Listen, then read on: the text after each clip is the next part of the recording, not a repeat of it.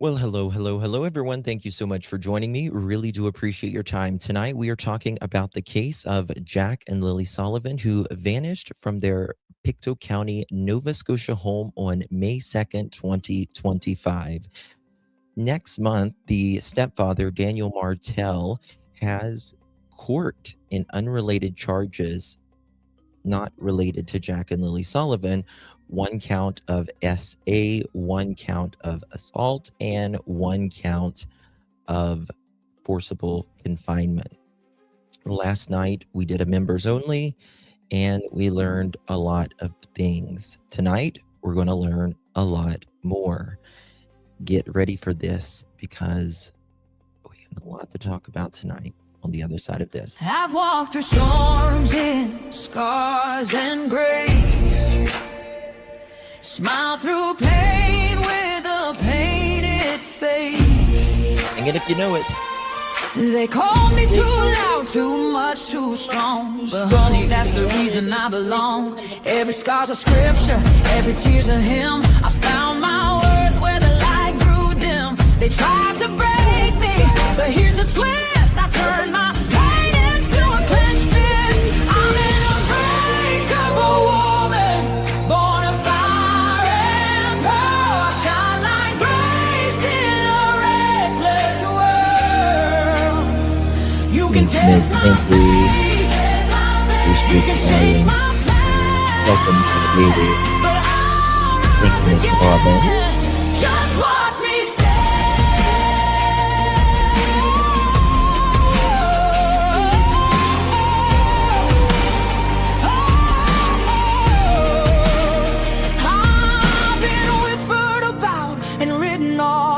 judged by the gloss, not the cause. But God don't build weak hearts from gold. He made me fierce and he made me bold. I bend, I pray, I roar, I rise with mascara, tears and battle cries. Don't need your crown, I forge my own. From ashes, honey, I build my throne. I'm an unbreakable soul, dressed in truth and pearls. The fire don't scare me, it lights my world.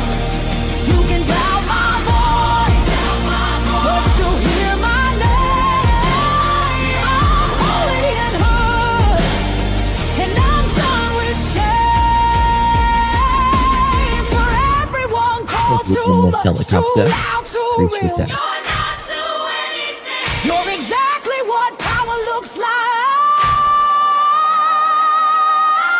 I'm an unbreakable soul, through the fight and flame. My scars are stories, my strength, my faith. Faith in my heart, fire in my curls, forever divine. Here we go. Clutch them pearls. Let's go.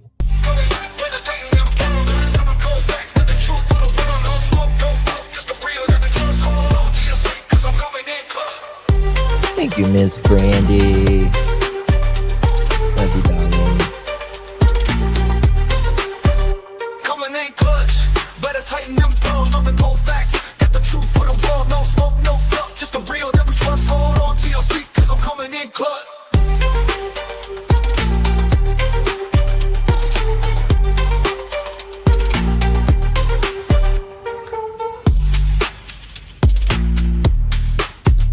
You ready? Let's go. Coming in clutch, better tighten them pearls, dropping cold facts. Got the truth for the world, no smoke, no fluff. Just the real that we trust, hold on to your seat, cause I'm coming in clutch.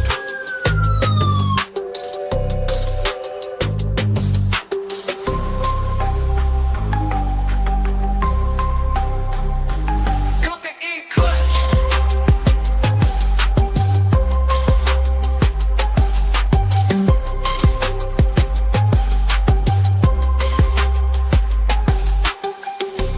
Coming in clutch, better tighten the pearls. Dropping cold facts, got the truth for the world. No no fluff, just the real that we trust. Hold on to your seat, cause I'm coming in clutch. Coming in clutch.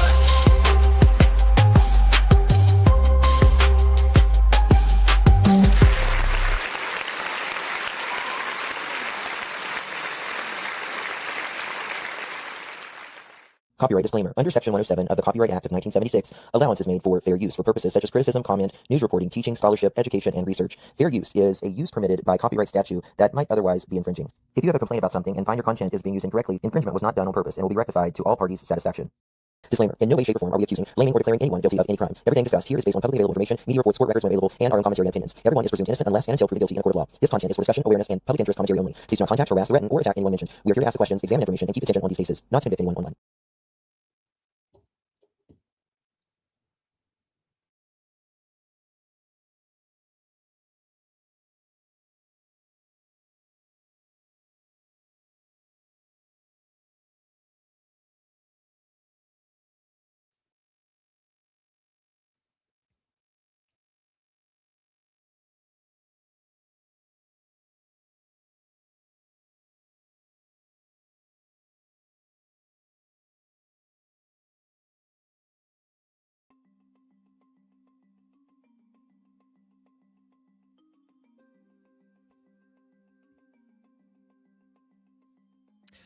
Well, hello, everyone. Thank you so much for joining me. Really do appreciate your time. You could have chosen to be anywhere on YouTube. You have a lot of options, anywhere on the internet, anywhere in the world, and you chose to be right here. I know your time is very valuable, and I do appreciate you spending some time with me. Today is June 5th, 2026. It is currently 7:39 p.m. on the East Coast of the United States. Bonjour. Hello, my beautiful pearls. It's so good to see you all. Hello. Let me pull this up. Sorry, I'm just trying to pull some things up here as we're getting it started. Tonight, we're talking about the case of Jack and Lilly Sullivan, and we're at 13 months and a couple days. And I really have a lot of hope for this case. I know there are people that don't, but I really do. And the things that we have just been learning recently, putting things together, you really have to know that RCMP has a lot more. Now, there's various opinions on this case, but generally the majority of individuals kind of are in the same boat in that something isn't right in Jack and Lilly Sullivan's case. Is it that someone on the property knows? Is it they walked out? Is it someone abducted them, even though the RCMP says there's no sign of that? There are still people that have that opinion. And last night we did a members only live, and I wanted to do it for everybody. When you heard what I played last night, I couldn't.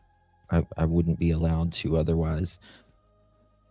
And very disturbing things that allegedly Malaya told CPS, and other recordings. Tonight we're going to listen to some more of them, and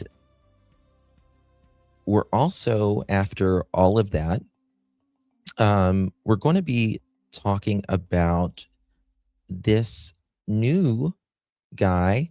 I was over at AB's earlier. He did a premiere, and he was talking about this Brandon guy. And I want to cover a little bit of that. Very interesting.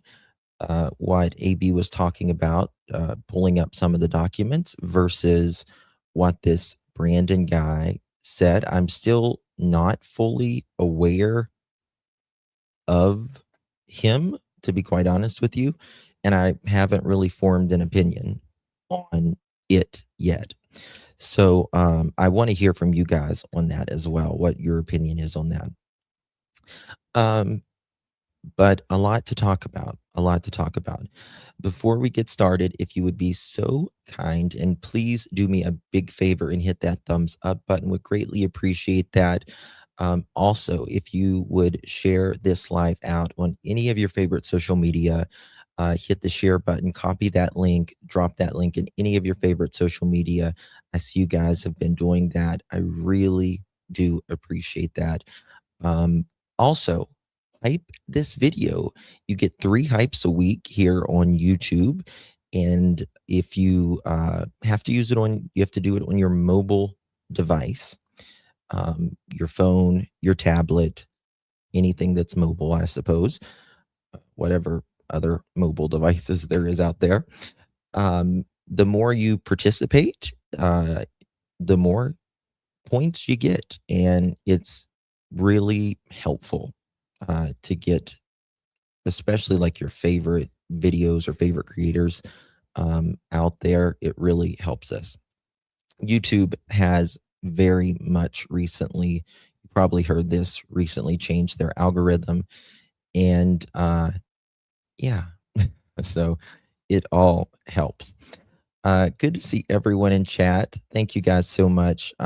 Thank you so much, Miss Robin. Really do appreciate you, my dear, gifting 5 pearl necklaces. You are a sweetheart, Miss Robin. Thank you so much. If you received one of those, make sure you give our Robin a big, big thank you. Thank you so much, love.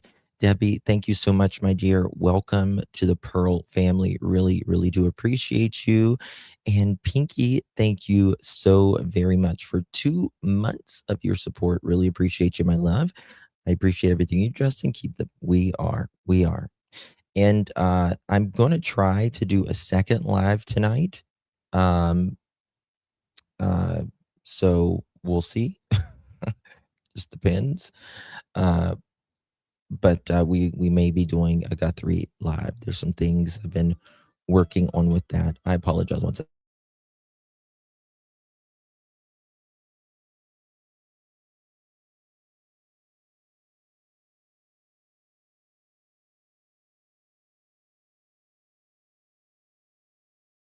Okay.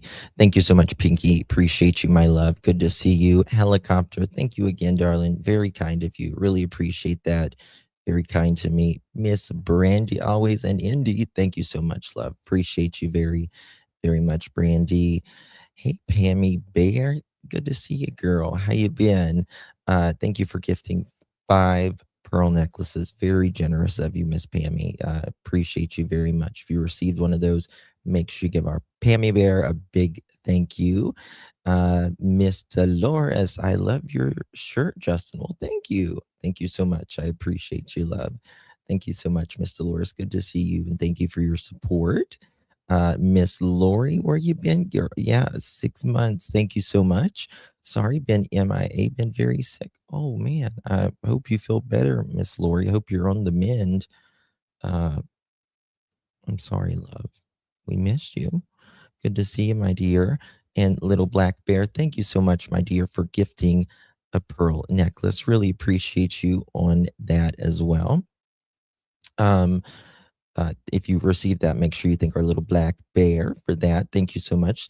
Brandy and he says, Justin, I believe Brandon. I don't believe the people pushing this fabricated lie. This is why I asked, do you remember 10:30 Friday? We'll get into it. Interesting. Okay. Because I don't really watch a lot of creators. I don't have a lot of time, to be honest with you, to barely take a shower half the time. But um, what is the fabricated lie, and what do you mean about the 10:30 a.m.? Uh, let me know with that if you don't mind, my dear. Okay. All right. So we are going to be listening to some more recordings of Daniel. And I'm sorry, I'm trying to pull up my thingy majigger here. I apologize. I had to edit a lot of this today. So I hate editing, guys. I hate editing. It's like when you see a video, for every 1 minute is Shannon in. Hey, Miss Shannon, good to see you, darling. For every 1 minute you see uh, video, it takes about 20 minutes to edit. Generally, it takes about 20 minutes for every minute of video you see. It's crazy. Um, it didn't take me 20 minutes per minute, uh, but because I was just clipping. But when you do videos, it's crazy. Hey, Mama Bear, good to see you, my dear. 12 months, appreciate you. Thank you very, very much, my love. Really appreciate you. Um, good to see you, and thank you for 12 continuous months, my dear. Really, really do appreciate you. Um, hey, YouTuber, Scotia, Shaggy, Miss Joyous, Green Eyes, Little Red, Patty, Miss Shannon, Lisa, everyone. Oh, oh, Daniel. Thank you so much, Share Cares. Good to see you. Thank you so much. Really do appreciate you. If you guys remember last night, if you were in the members only live, bear with me. If you were in the members only live last night and you remember Daniel talking about the 20 minutes, 20 minutes. I believe he talked a little bit about Durwood as well, but we're going to get into some recordings. Again, I've had these for a long time. So it kind of goes back to Mr. Daniel, some of the things he was talking about in the past, which is very interesting. He's going to talk about the car, him crushing the car. He's going to talk about Durwood. He's going to talk about Malaya. He's going to talk about Jack and Lilly. And you're going to hear the most ridiculous thing. That's fine, Lori. That's fine. Durwood can be in here as long as he's respectful, right, Durwood? So he can, yeah. I don't know what's his name. His normal name is. He's blocked on his other two things.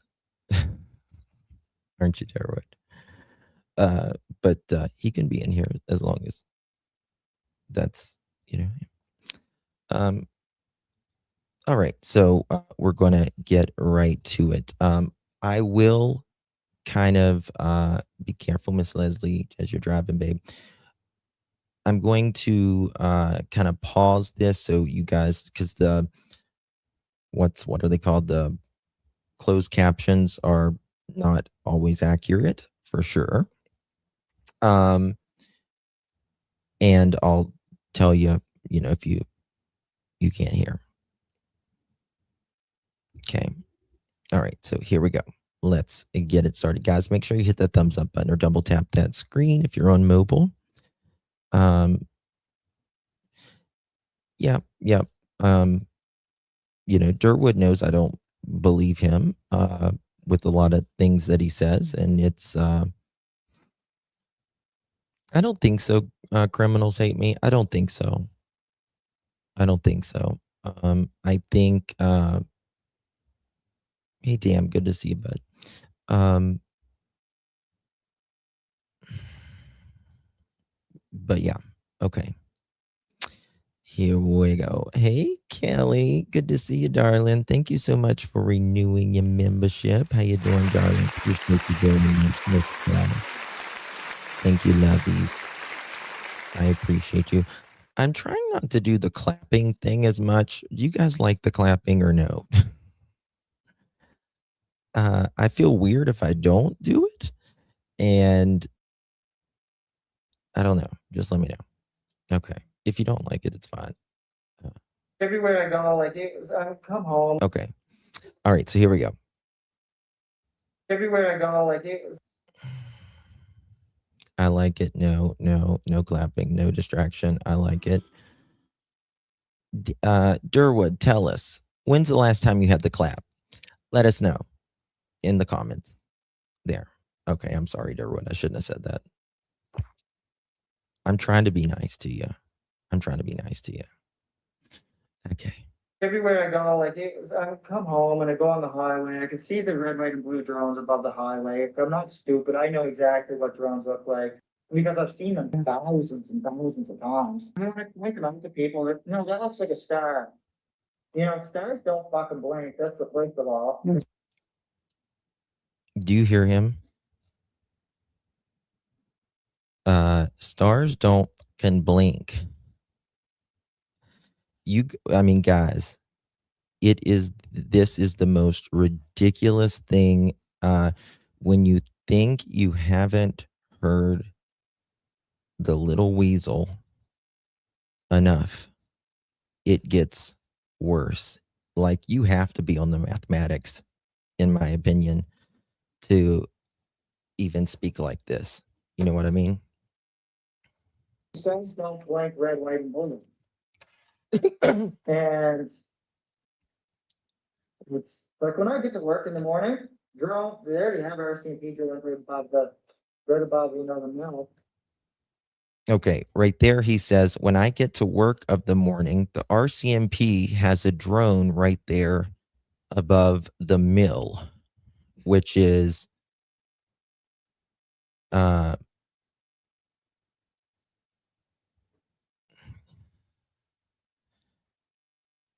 it was, well, he says he has there's thousands. Flo, thank you so much. Dolores, thank you so much, my darling, for gifting. I appreciate you, my dear. Now listen to this. And the reason why they have that is from my protection, right? Because For his protection. at this point, that's why John's telling me to be careful because you know they have to protect me like basically at all times. Like when people make the joke like, oh yeah, they're not, you know, they're not watching you for protection. Yeah, they are. Because when I go into no service areas, they fly helicopters to find me. Okay. Did you fucking hear that right now? Did you just hear what this mofo said?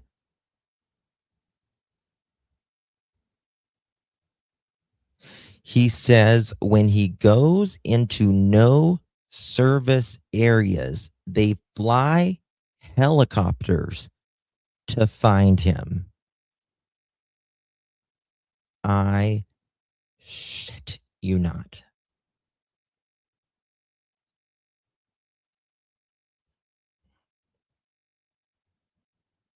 I'm embarrassed. I'm embarrassed for his ancestors. Even at this point, I have secondhand embarrassment for him.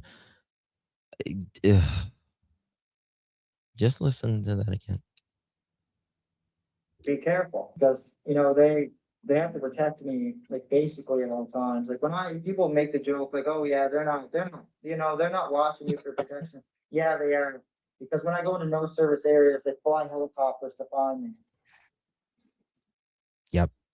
When I go in no service areas, they fly helicopters to find me. I mean, they don't even do that for the president, do they? I mean, they do, but I mean, Daniel is a national treasure, right? I mean, when you think of Canada, you think of maple syrup and Daniel, right? The statue of Daniel, right? The Greek mathed out who thinks he's a god.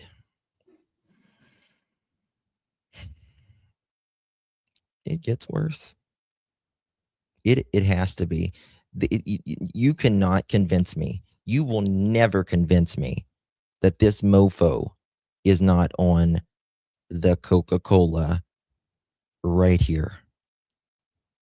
It's just not possible. The paranoia is Mama Bear. Thank you so much, darling. Appreciate you very, very much.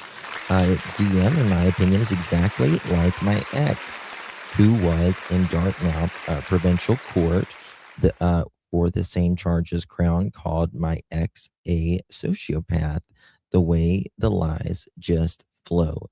And he doesn't even have to think about it. You know what I mean? Like, he doesn't even have to think about it.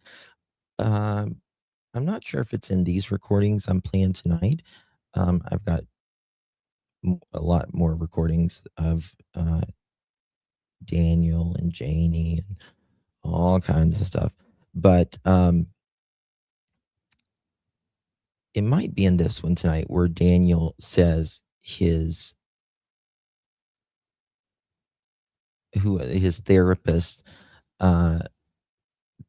thinks that he's a narcissist, but he says, you can't help it, Daniel. You can't help it. Okay.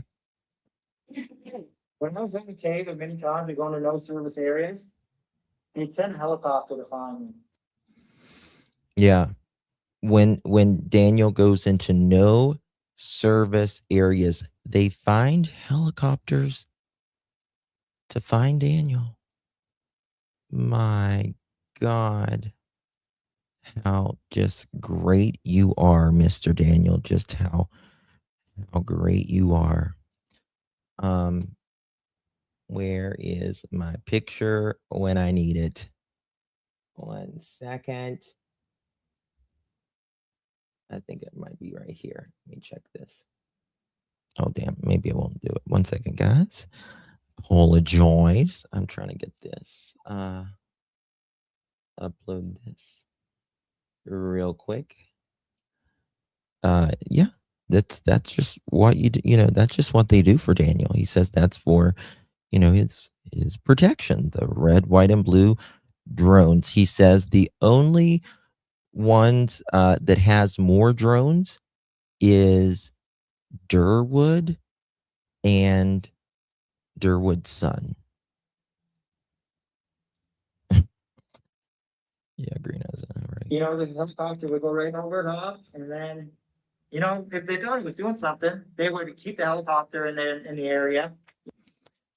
If they thought Daniel was doing something, they would keep that helicopter in the area.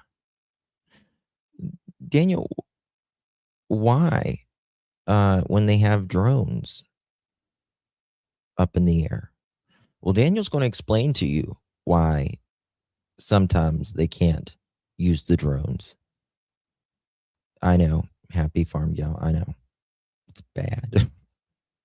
And they would, keep doing multiple sweeps over them.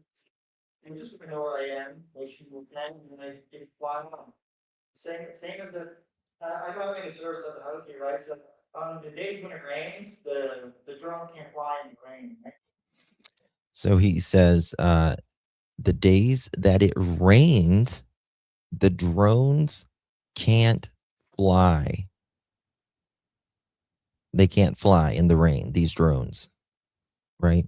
Now, remember, he says there's always at least 4 drones, north, east, south, and west, on each side of his home. But sometimes there's 50 or more at night. Okay. So they send a helicopter, it sits over top of the house. and I go outside and wave to it, then it leaves. Yeah, yeah, yeah. Daniel says, when it's raining, all of that, they can't fly. And then, RCMP will send a helicopter just to make sure he's okay. And then he goes outside and he does this, and they're off. They're good. They're good after that. So they just want to, fly out to Pictou County in Nova Scotia, RCMP.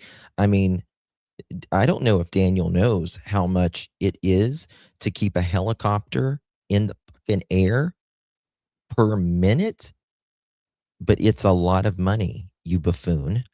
It's a lot of money. The maintenance, the fuel, which there's a shortage of right now, paying the flight, whoever to do it, and on and on and on.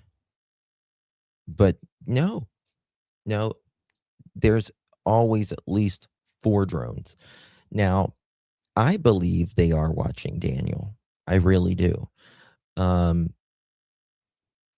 However, I don't believe there's 4 drones out at all times. I think they are almost certainly tracking him with technology, which we're going to get into in a little bit. And they could have video on him. But they're watching. They are watching. I agree. But I don't think that there's 4 to 50 plus drones out at his house. And I don't think that they follow him at work. I mean, I'm sure they're watching him at work, but I don't think that they have these drones over top and these helicopters over top at him at work. And when he goes, he's good. My true, I mean, honestly, like, I make fun of this, but it makes me sad to what Jack and Lilly had to live with and through. It makes me very, very sad to be with such a narcissist,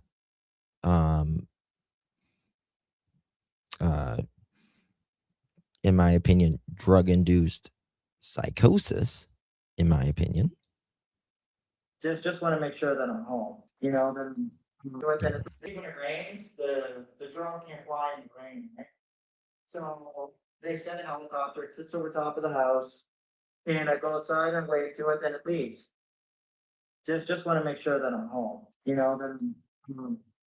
not that they have my location and like not.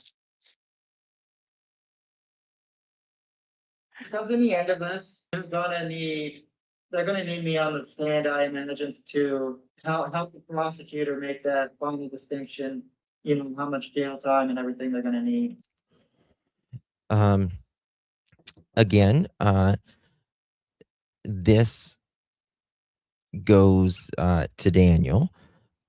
He thinks that the prosecutors are going to need him on the stand, right? Now, I believe the prosecutors would love to have you on the stand, Daniel, if you choose to take the stand, right? But regardless, I don't think you would be the one to be recommending the amount of time whoever did this to Jack and Lilly. Again, that goes to his full-blown narcissistic, in my opinion, tendencies that the prosecutor needs him to decide how much time the person would get. Zilch. Zilch. Oh, I hope he does. I hope to God he does, Sherry. I I hope he does. I hope he thinks, he thinks he's good at this stuff.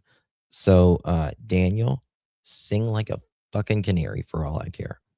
I hope you do. I hope you do. Um, Tamalia, thank you so much, my darling. Appreciate you very, very much. Thank you, sweetie. It's good to see you. Thank you so much, love. Helicopter, thank you again. Thank you, darling. You're very kind to me. Love you, Justin, Jack and Lily's God. Thank you so much, my love. Really, really do appreciate you. Maybe it's helicopter grandma that's hovering over Daniel. You ever thought about that, Daniel? You ever thought about that? Just tell him. Just think. Just a thought, Daniel. Thank you, helicopter grandma. Appreciate you very much, my darling. What's up? Thank you so much, my dear. 15 months. What an OG. I'm surprised he hasn't taken his phone apart. It might have a tracker in it. LOL. It's all of our phones have a tracker in it. You know what I mean? They don't got to put anything in it, but he wouldn't know the difference even if when they gave the phone back or not. You know what I mean? So nothing would surprise me. Chat, Justin, what's going on in chat? Surprised he's not representing himself and not a lawyer. Yeah. All right, here we go. It's for the players involved. 2 years in prison and $10,000 fine. let's listen. They're gonna need me on the stand, I imagine, to help the prosecutor make that final distinction. You know, how much jail time and everything they're gonna need. It's for the players involved. 2 years in prison and $10,000 fine. And, in those documents, it indicates that, it says in there in the affidavit from Malaya wanted to leave 2 weeks prior to the disappearance, but Okay, now listen to this. Okay, because in our chat last night, he was really throwing Durwood under the bus. He was talking about the 2 weeks. Durwood said that, he went to Patty's and Patty wanted him to go get Malaya and Jack and Lily and assuming Meadow 2 weeks prior. But then Durwood also, what was it last night? We were like, I forgot what it was. I'll think of it in a second. He thinks he's a lawyer. The prosecutor is going to have him decide how much jail time. Yeah. Hey, Miss Deb, good to see you. Mama 3, good to see you. Kiki, Meep, Shannon, Autumn, nice. Marie, good to see you. Sherry, what did Tam say? Chat's going by fast, so I don't see everything. What do you say? Okay, let me just play this. Okay, here we go. And decided to stay. That would have been coincides with your affidavit. And, in those documents, it indicates that, it says in there in the affidavit from Malaya wanted to leave 2 weeks prior to the disappearance, but then decided to stay. That would have been coincides with Patty asking Darren and setting up a time and date for the kids to be taken. And, Okay. So in the documents, it says Malaya, might have wanted to leave. If I recall correctly, I'm not sure about that. We can look in a little bit. But Darren did talk about the 2 weeks before. Again, I don't think that ever happened, in my opinion. But Daniel's saying Well, yeah, Malia said she wanted to leave 2 weeks prior, and then look at Durwood. He was, Patty wanted him to, take Malaya and the kids. The public won't ever gain access to actually knowing that other than me saying it. So, to the case and in an unforeseen way, the fucking weirdest times too. There's, the cadaver dogs left one day, the very, Hold on. Let me see what he says right there. and, the public won't ever gain access to actually knowing that other than me saying it. So, to the case and in an unforeseen way, the fucking weirdest times too. There's, the cadaver dogs left one day, the very first day of the search. Okay, so here he's saying Durwood shows up at the weirdest times. Very similar, Nice Marie. Very similar. Not exactly, but very similar. He says Durwood shows up at the strangest times, and he says because when after the cadaver dogs left one day, the very first search, the very first day of the search. Okay. All right. Is he okay? Let me just make sure I'm. This was whenever this past fall is what I'm thinking. What he's talking about this past fall. Whenever they were there, and they were there like I think 2 days. And he is absolutely lying his ass off right here. He's lying his ass off because he was so shook up on the day the cadaver dogs guys came. What did he do? He called his girlfriend and he said, hurry up, and come and get me.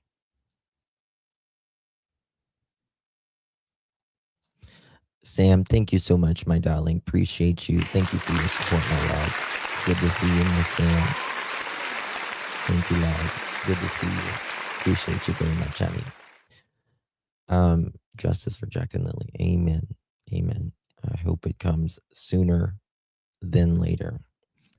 In my opinion, all on property involved directly or indirectly of the abuse and neglect of two beautiful, innocent children who had no choice in their lives.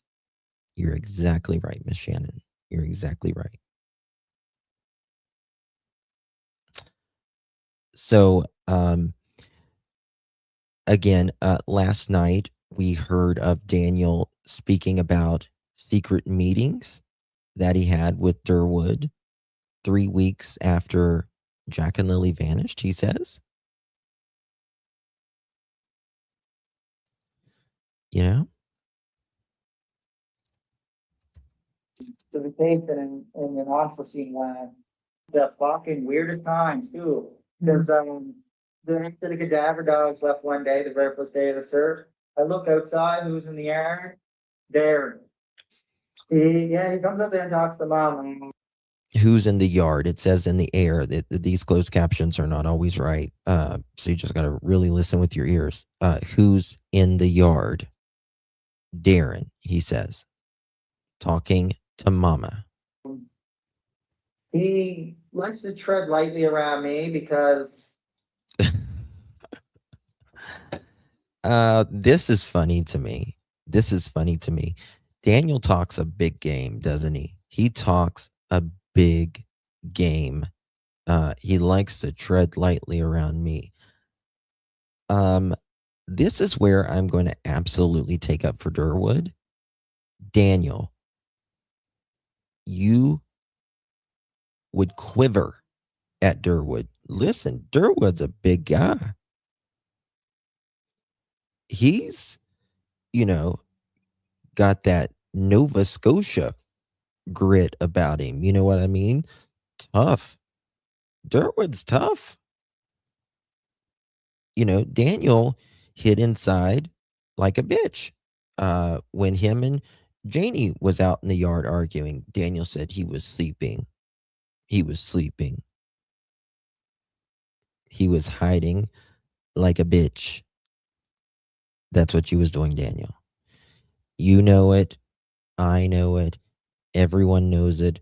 Durwood knows it, and your mama knows it as well.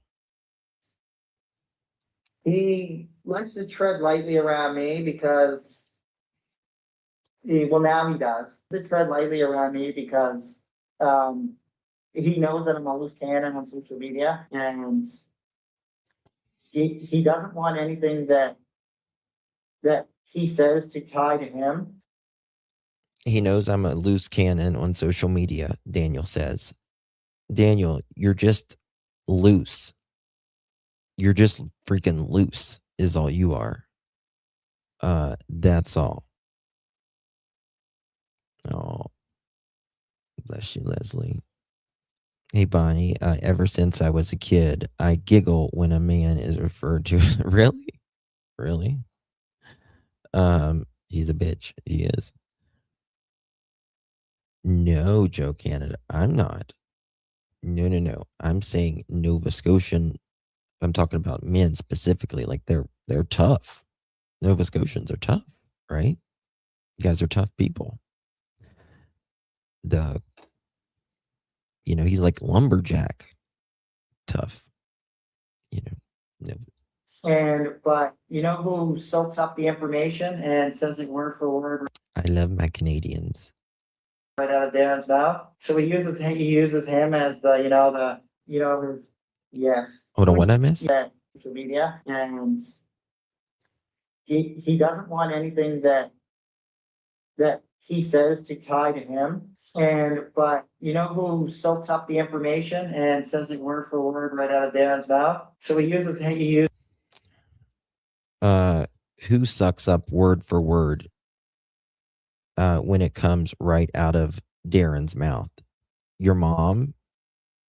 You? Yeah, I mean, you both did, right?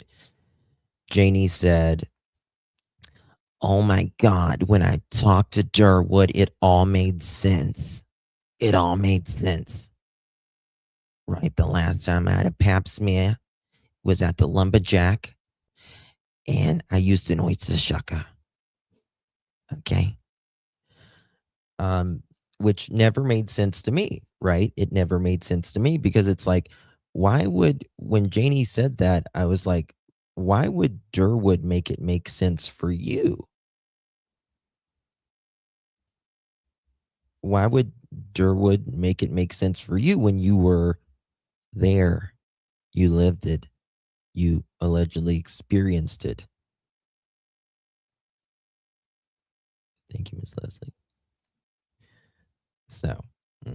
Uses him as his yes. When I spend so much time around Darren, I know that the way he talks and his sentence structure and the words he uses. When I hear Kent talk, I can literally shut out Kent's voice and I can hear Darren saying it in my head. The other day, he already turned his own son against me, and I didn't think he'd ever be able to do that. But both of them. Okay. Now, this is interesting. This is interesting because he says right here, Darren was able to turn his own son against him. What's his son's name? Jordan. Well, him and Jordan are friends again, supposedly. So what happened there? What happened there?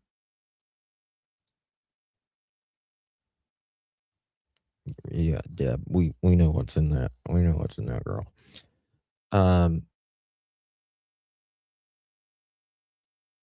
So I don't know.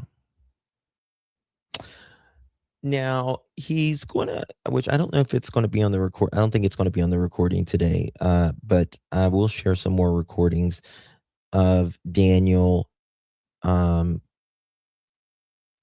he told someone else that him and Durwood went to Kent's one day and had a meeting, which was interesting to me. Again,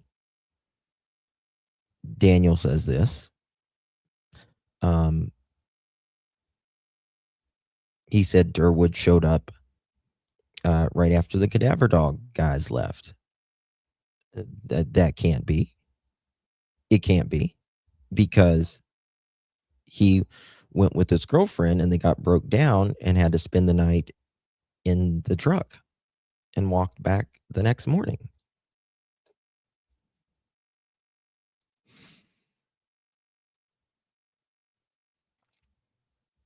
No, Angus can't. Mm-mm.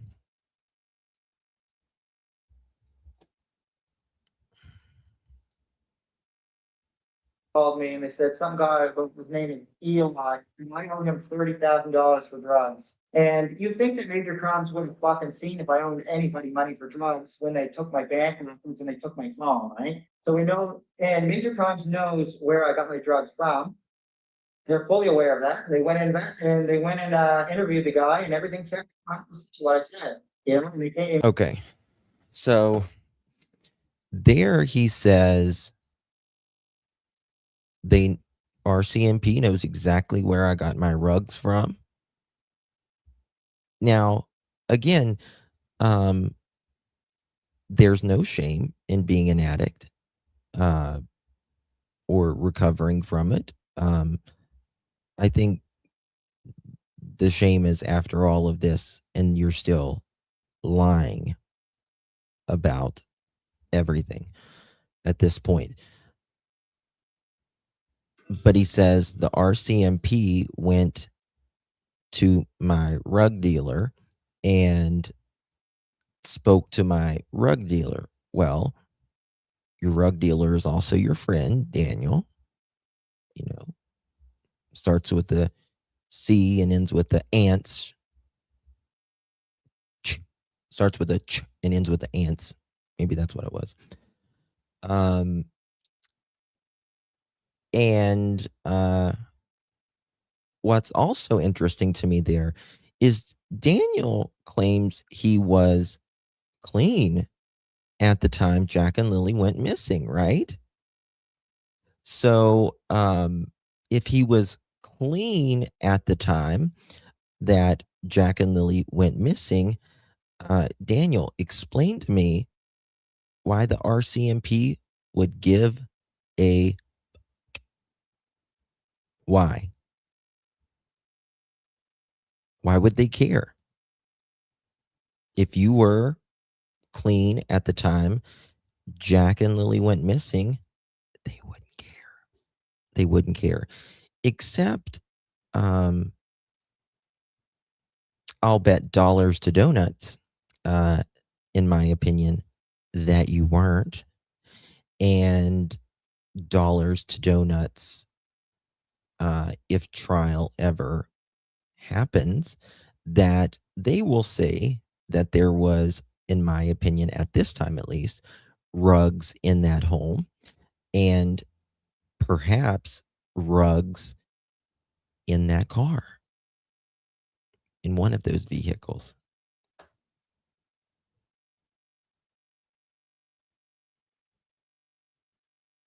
What are you talking about, Brandy?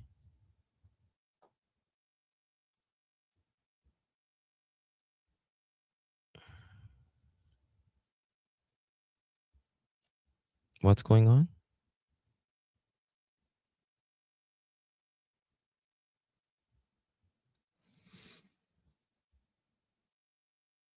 Okay, Durwood. You be good, baby. Happy Pride Month to you. I want to see you wear that rainbow flag, okay? Little thong on. You'll look so adorable, Durwood. Oh my God. I would just. So handsome. Um, they are trying to distract us from the truth. Yeah. Yeah. It's a fake count and troll. Okay. Just block him then.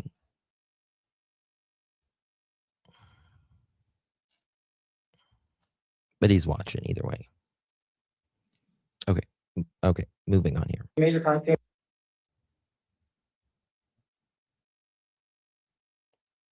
What's up? One second. Yeah, we can't.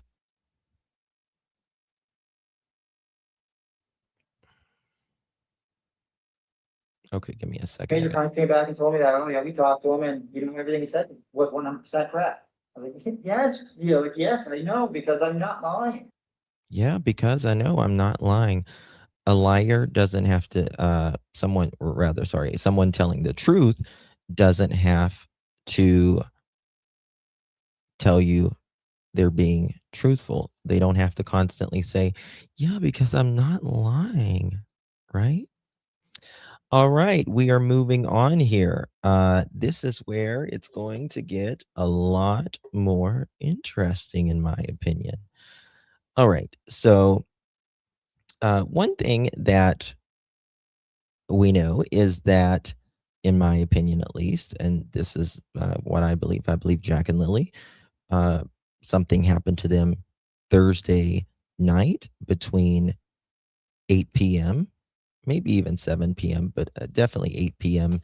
to midnight. And a little after midnight, closer to the 1 o'clock in the morning, I believe Jack and Lilly were removed. And there were 3 trips, in my opinion, in Daniel's vehicle, in my opinion. And then also, in my opinion, the 4th trip, according to the neighbor, that there was the 4th vehicle was different. And I believe that with all of my heart. Daniel tells on himself. He can't help it. He can't help it. 2 neighbors heard Daniel's car. They know what it sounds like. And they give very, very specific times. The last vehicle in the early hours of the morning, about 5 hours, 4:30 to 5:30, I can't remember, is a different vehicle. And one thing you've heard me say about Durwood, that he says, and it's always stuck out in my head, and I do think he knows some stuff. But I also believe he's protecting someone.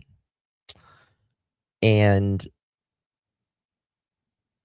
Durwood said a long time ago,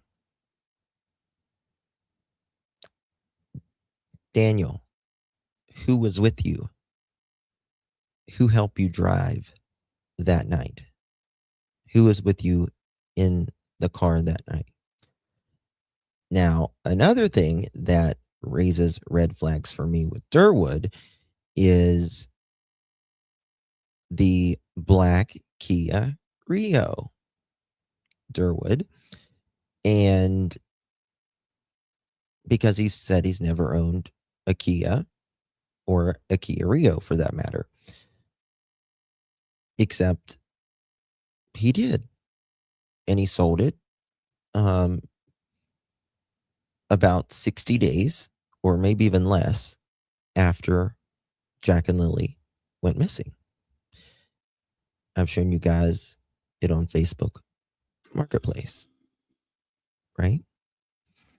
Okay, here we go. Now, you got to remember that this is, I don't know if it's MICU. I really don't. So,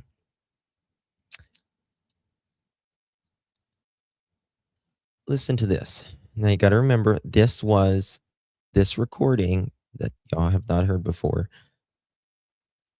This particular one was last year. When you live on a country road, you get to know the sound and feel of the vibration of people's vehicles. I could tell you my papa's was home 5 minutes before he drove up in the driveway. Absolutely, Joe Canada. 1,000%. 1,000%. And you can hear a lot further in the country too, right? Here we go. Because I used to have a Dodge Journey. And wait, this might even be the key. Okay, listen to what I gotta probably translate here. Because I used to have a Dodge Journey. And wait, this might even be the key spot. I used to have a Dodge Journey, Mr. Martell says. That's what he just said. I used to have a Dodge Journey. And if you listen closely, you can hear keys jingle. You can hear keys jingle. Like he's playing with keys, right?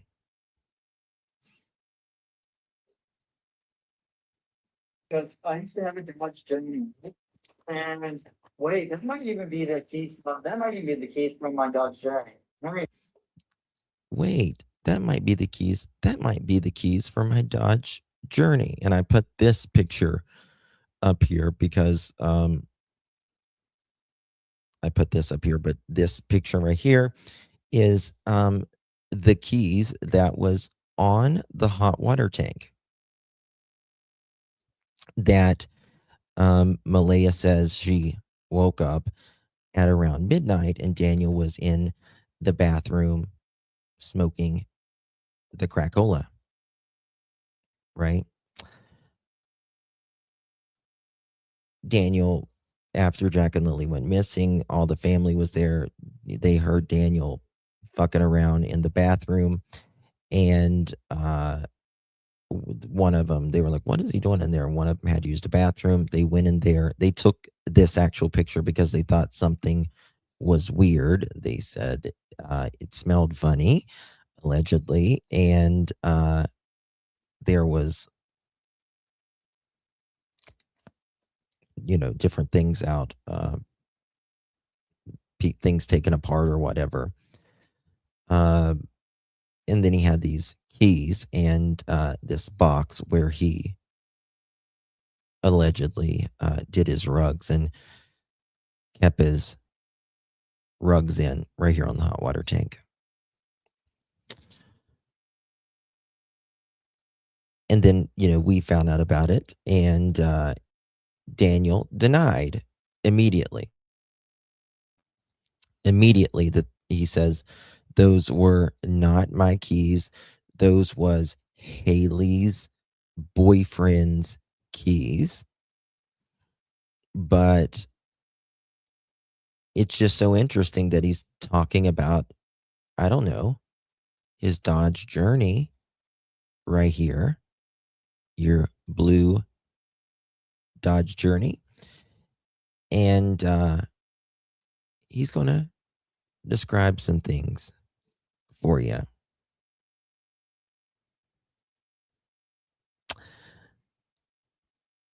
Now, here he says, "Oh, all of a sudden, this might be my Dodge Journey keys."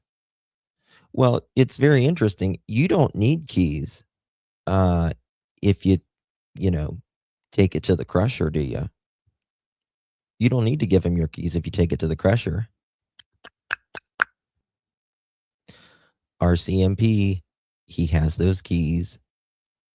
You need to have it.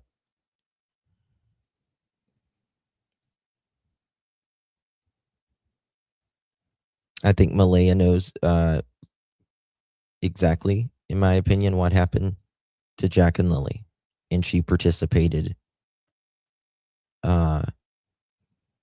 just as much, as far as I'm concerned. I don't believe she knows where they're at, but I believe she knows what happened, and she participated.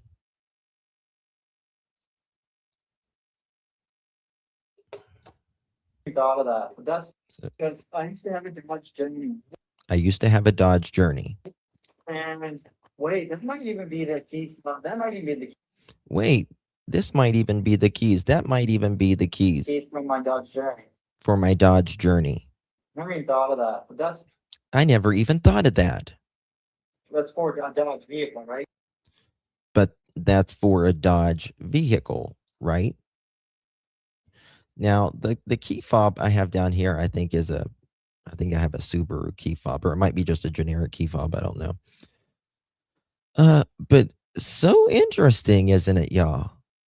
You know, that Daniel gets stuck in between a rock and a hard place, shall we say, Daniel? The night the kids are taken out, in my opinion, of the house, the 4 and the 6-year-old Jack and Lilly Sullivan. And after Jack and Lilly Sullivan go missing, right? This is the next day when this photo is snapped.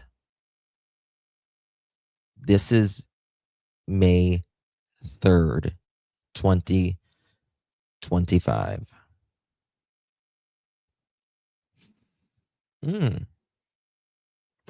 Now, this isn't a very clear photo.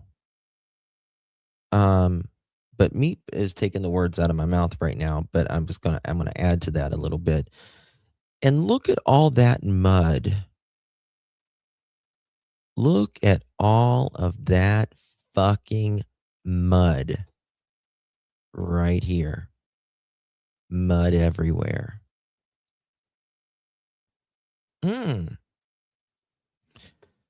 Getting stuck up,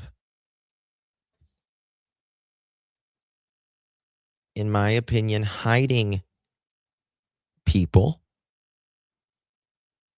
Oh, yeah, that is my Dodge Journey fucking keys. Oh, Daniel. And buddy, if you knew, I know so much more, Daniel. And I just want to scream it.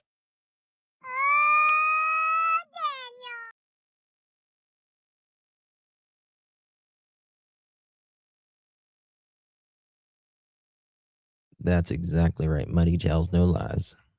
And that's exactly right. Yeah. It's convenient. This is May 3rd, 2025. Big old muddy keys. Your key fob, and then the 2 other buttons are for remote car starter. Little buttons on that. They're for remote car starter. So that might be either from Haley's boyfriend's Dodge truck, or that's going to be from my Dodge Journey. But either way, Dodge Journey doesn't exist anymore because I had it crushed because it's just. No, it's either to my Dodge Journey. Now, why the fuck would you have Haley's boyfriend's keys unless you need to tell us something, Daniel? Why would you have Haley's boyfriend's keys unless you need to tell us something, Daniel? It is Pride Month after all. So come on. The closet's too small and it's too dark to decorate. I'll do your makeup, bitch. Now, Daniel, you know that's your Dodge Journey keys. So, oh, you have it crushed. That's right. They're for remote car starter. So that might be either from Haley's boyfriend's Dodge truck, or that's going to be from my Dodge Journey. But either way, Dodge Journey doesn't exist anymore because I had it crushed because it was just sitting in the yard, and it was like the inspection ran up on it, and I wasn't fixing the fucking thing. Yeah. Every time your car, the inspection is out, you just crush it, right? You crush your car. How often does your inspection go out in Canada? In the United States, it's every 1 or 2 years. Some states don't even have inspections, I think. But except Daniel, it's very interesting. Your father talked about your car and said it was not running at the time, which is interesting to me. And God, Earl was so mad that day at Tent for, looking for his step grandchildren. I found that very interesting as well. Kelsey, 14 months. What a legend, girlfriend. Thank you so much. Appreciate you, darling. Good to see you, Miss Kels. Who pulled you out, Daniel? Well, I'm not going to, he knows. He knows, and others know, and the RCMP knows. And Daniel knows that the RCMP knows as well. The only person who should have pulled out was Earl. He should have pulled out 30 some years ago, but that's a whole different story. No Mercy, thank you so much, my dear, for 6 months. I appreciate you. One in that time of month. Lucky number 6, LOL. Thank you so much, No Mercy. Appreciate you very, very much, my darling. Really appreciate you, babe. Thank you, Miss Kels. How you doing, girl? Thank you so much for gifting 5 pearl necklaces. Really, really do appreciate you, my darling. If you received one of those, make sure you give our Kelsey a big ol' thank you. Thank you so much, darlings. Much love to you. If a car just had a muffler issue, wouldn't you sell it for parts, interior, rather than just crush it, considering he sold parts off the other cars? Logic. Well, yeah. Let's think about this. Prison for the rest of your life, or maybe I'll sell the motor, and the RCMP can talk to everyone that I just was, selling this to. Make it make sense. No. Mm-mm. Nope. Not at all. Not at all. I'll tell you that. So at that point, I mean, it's an old vehicle. I don't need it. I want it to something,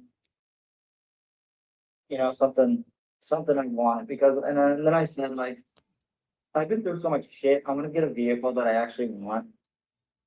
He's been through so much shit. Yeah, they paid between $300 and $500. Yeah, and I'm sure he needed a couple rocks that day.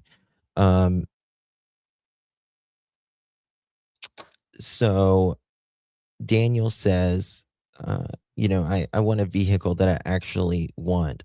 He's been through so much shit, right? You don't think what about Jack and Lilly? You see, with Daniel and May and Miss Janie and most of the rest of them, except really Belinda and Haley, in my opinion, they don't give a fuck. It's about what they're going through, not what Jack and Lilly are going through. Do you hear Belinda? Do you ever hear Belinda saying, "Woe is me"? You don't think about yourself. You don't think about you when something is going on with a loved one, right? Get over yourself for a minute, Daniel. What about Jack and Lilly? But he's been through so much. He's been through so much. We're talking preschoolers, Daniel. Preschoolers.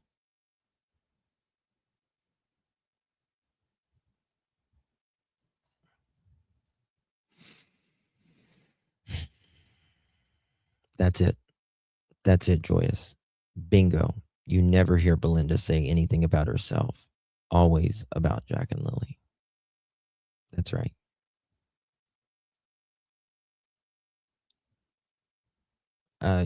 Like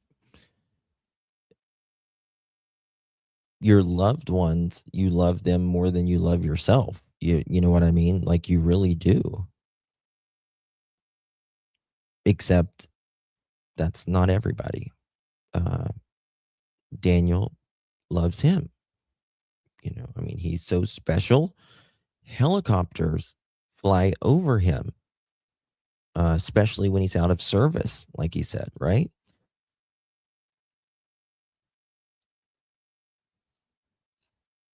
Sources, my people.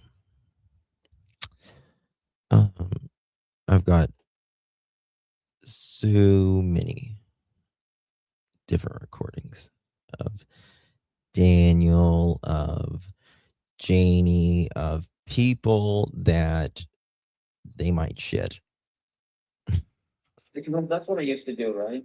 And that was journey. I never went. That was just a 7-seater, and then that was perfect for me and Malay and the kids. So, and I wanted to continue to have 7-seaters because of all the kids. Eventually, this is gonna sound fucked, but Okay.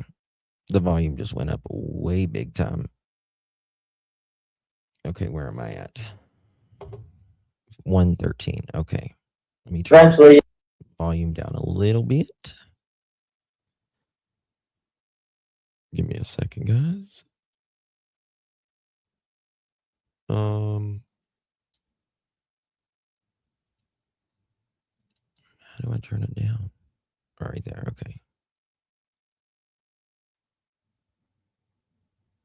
We'll try this. because I used to have a never went. That was just a 7-seater, and then that was perfect for me and Malay and the kids. So, and I wanted to continue to have 7-seaters because of all the kids. Eventually. Okay. So Daniel says he had a 7-seater. Let me see here.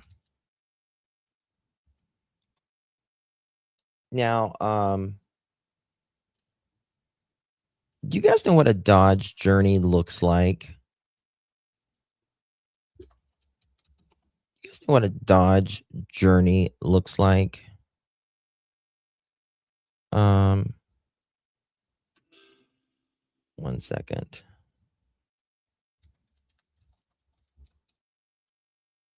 Give me a second, guys.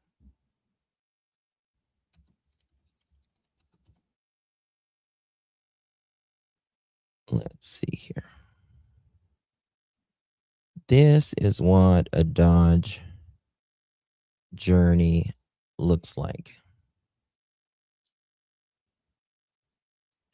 I have actually pictures of Daniel's Dodge Journey. This is what his Dodge Journey. It's like a mini caravan. Yes, let me find it here. I got it somewhere. I'll show you the actual one that he crushed. The actual one that he crushed. Which is interesting. It makes me wonder. There's a photo that's. Wait, I'll save that for later. Just one second. Just leave me a second, and I'll show you. But yeah, Dodge Journey, right, Daniel? That. Are you sure you had it crushed, Daniel? Are you sure you had it crushed?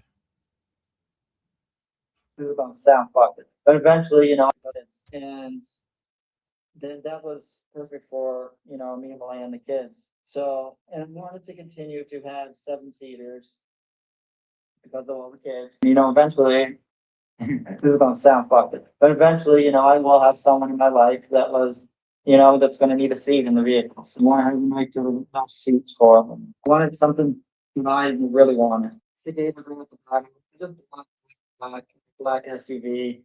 Don't confuse that with any type of black SUVs that are, in this case or in this case in the future. Okay.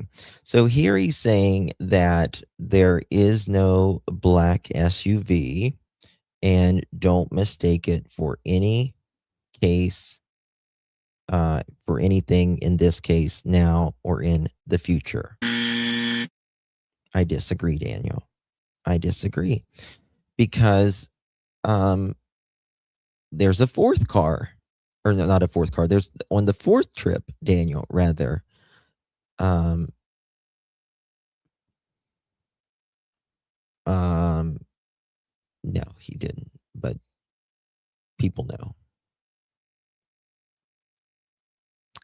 Right, Justin. Great question. Did he even have the money to do? They were disputed. They got 1 day and spent the money in BM's checkoff. Yeah. Mm-hmm. Mm-hmm. Logan's car was black. Yeah, it wasn't Logan's car, but yeah. You know how Daniel said the blue, and we didn't know if it was the black or the blue? Well, now, in my opinion, we know it was the blue Dodge Journey, but also the last trip, it was the black. The black, wasn't it, Daniel? Well, Malaya doesn't say, don't confuse that with any type of black SUVs that are, in this case or in this case in the future. Well, Malaya doesn't know how to teach you for children. She never did. That's what I always make Okay. in this case or in this case in the future. Well, Malaya doesn't know how to teach you for children. Well, Malaya doesn't know how to teach the children. Well, Malaya doesn't know how to teach the children. Oh, so you made a baby with her. Okay, got it, Daniel. Got it. It's real smart. I don't think either one of you did, in my opinion. She never did. She That's never- what I always make the joke about is, I have three biological children. One of them is not old enough to be potty trained yet. But the craziest thing is I potty trained 4 children in my life. Daniel potty trained 4 children, right? Daniel potty trained 4 children, but doesn't know how to, when it's enough to put too much garbage in a bag or leave the gate open. Dana and Lily and Jack. And Malaya has 3 biological children. She never potty trained any. Everything you see in all those bad screenshots, she encouraged me to talk like that, right? It was pure. Okay. Now he's talking about his ex. Now he's talking about his ex. And this gets quite interesting because, again, if you were in the members only live yesterday, or you've seen the live streams in the past where I showed the nasty messages Daniel said to his ex. And if you were in the live stream yesterday, the extremely, I want to throw up, nasty recording that I showed about what Malaya allegedly said about Daniel, what he would do allegedly in the nighttime. Thank you, Deb. Thank you for your gift, darling. Really appreciate you very, very much. Thank you, lovies. And then we have Daniel saying to his ex via text messages that he wanted her to go to sleep, and while she was asleep, he would RAE her, and if she woke up and said stop, he would do it harder. Now, Ariel, I can't play it publicly. I can't play it publicly. You have to do it like YouTube. You have to do it like in members only. Otherwise, it's TOS. You can't. And so you see a pattern here with multiple women that say very bad things. It's as gross as it gets, isn't it, Jerry? It's truly as gross as it gets, in my opinion. But Daniel says here that and again, it's typical flip the script abuser, in my opinion. This is what she wanted.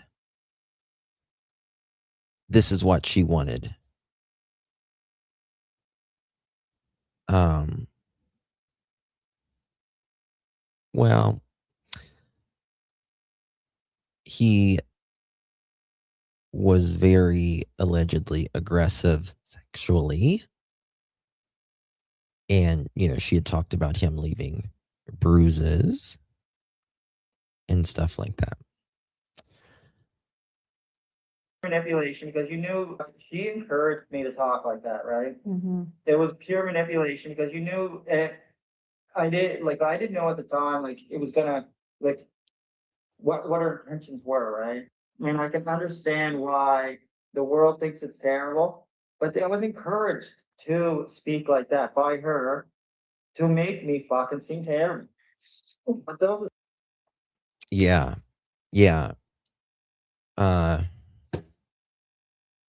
Now, this didn't age very well for Daniel. Because, first of all, you guys were together at this time, and he said she made me, say this. She encouraged me to say this. Now, months later, Daniel is getting charged with sexual assault, and forcible confinement.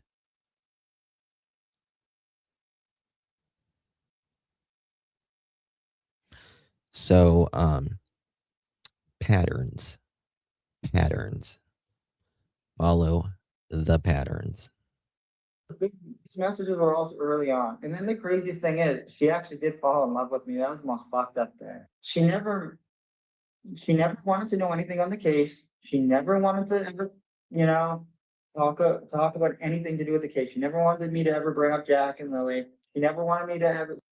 Thank you so much, Deb. Thank you so much for the jewels, my love. Really, really do appreciate you. Thank you for your support. What do you see right there? She actually did fall in love with me. That was the most fucked up thing. She never wanted to know anything on the case. Okay, so he's talking about, again, the ex that she never wanted to know about Jack and Lily. She didn't want to, like, weird him out or anything. She said, and she wasn't sure in the beginning about Daniel, and then she believed him. And then she had to go get help to almost deprogram her. And then you look at this right here, and he says something very interesting up here. He says something very interesting up here. Now, Daniel says, going back to the, I'll just say dirty talk. If she wanted to get you in trouble, Daniel, why wouldn't she have been asking you about Jack and Lilly and stuff? Now, remember, she went to she didn't go to the RCMP came to her. The RCMP came to her, and she spoke at length to the RCMP. And I'll just say, in my opinion, I believe that the RCMP maybe wanted her to charge, maybe, perhaps, allegedly, charge Daniel with more crimes. And then I was kind of talking in the members only live last night about the RCMP said more charges, or not, sorry, scratch that. The RCMP said there was more evidence that came about recently. That's why they rescheduled it. It makes me wonder, is it more evidence on the case that they have currently that they're charging Daniel with, or is it going to be potentially another victim? I don't know. Never wanted to ever, talk about anything to do with the case. She never wanted me to ever bring up Jack and Lilly. She never wanted me to ever, she was super insecure about Malaya. I'm never gonna go back with Malaya. No, like absolutely not. I don't even ever want to talk to her, not unless it's to do with Meta. And she's just, it was just, please don't talk to any other girls. Please never, ever go back with Malaya. She was like super insecure about Malaya by the end of it. Any of the girls. And she would always say like, it was, and she liked all the exact same things. There was nothing that would make me think that, her intentions weren't pure. She smiled and loved every second she spent with me. There was nothing, no secret. She never went on her phone. It was just like she was living in the moment. She was like actually happy. Same with me. So I actually had like a full in-depth look into her life, and she didn't. I mean, she went all out. Like she would send me like naked pictures of her and everything like that. And the only thing that I could look back and see as odd is like she would come down and spend time with me, and like sometimes she would say, "Oh, I got to be back by 5:30. I got to pick up my." But what really, really, really set her off. Daniel knew she was married. Was and what made her turn on me was she got on my phone, right? So, the ex gets on Daniel's phone. What's that, Kelly? I was losing it. Losing what, baby? You okay?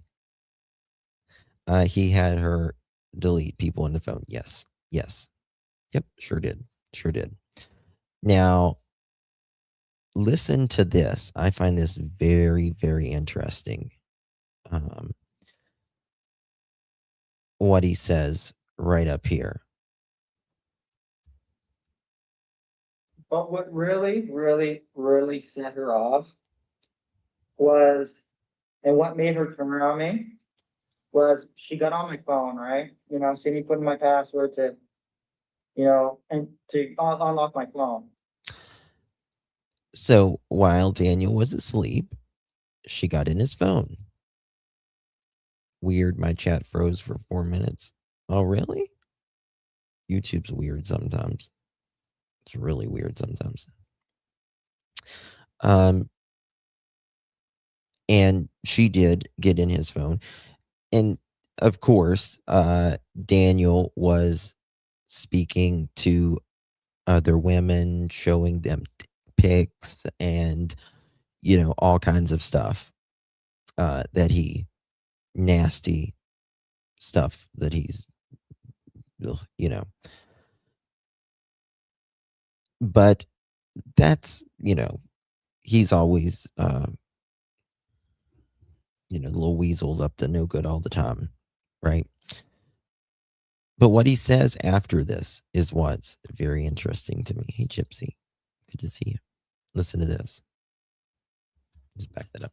And what made her turn on me was she got on my phone, right? See me putting my password to, and to unlock my phone. And when I was sleeping, she got on my phone.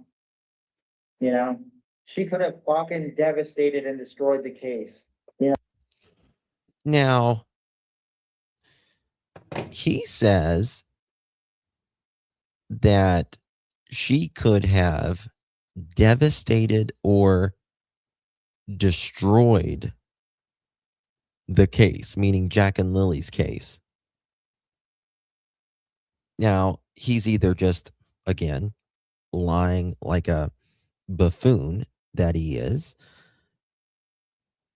or there's something on the phone that he might have not wanted her to see. I haven't checked yet, Sassy, my dear. I'll check it a little bit.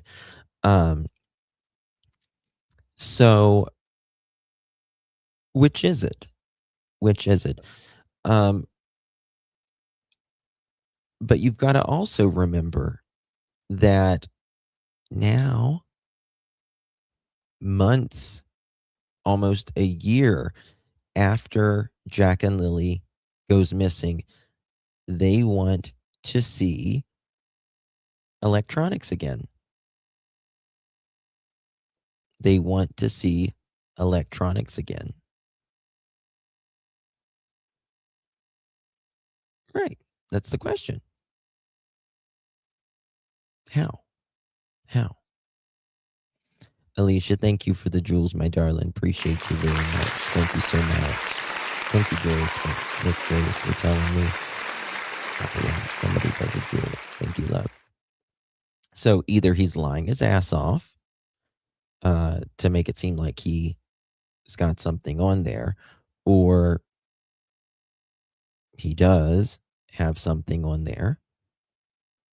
And we do know that the RCMP has looked at electronics again very recently.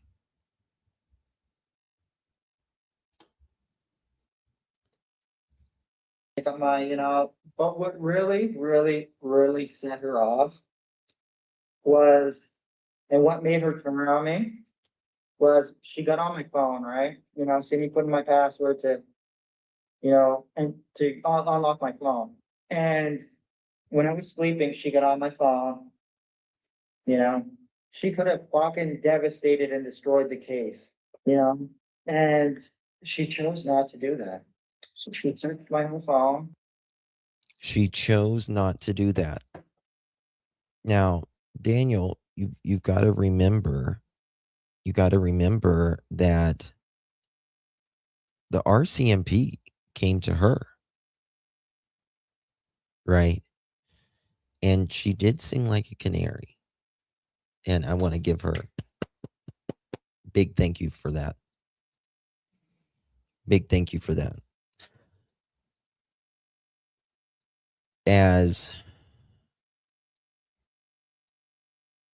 Never mind. And there was nothing on my phone. Like, Okay.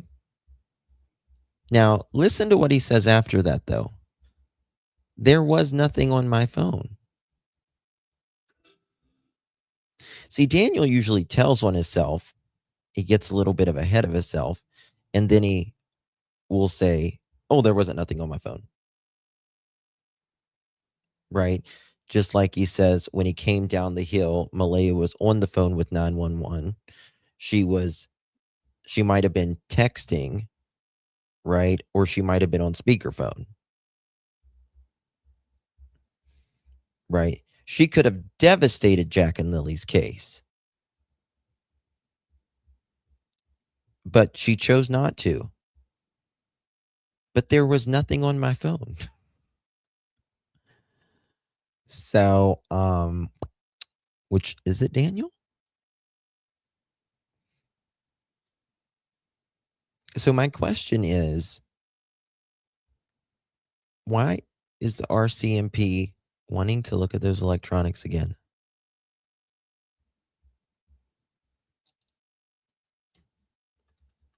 My phone. And when I was sleeping, she got on my phone, you know, she could have fucking devastated and destroyed the case, you know, and she chose not to do that.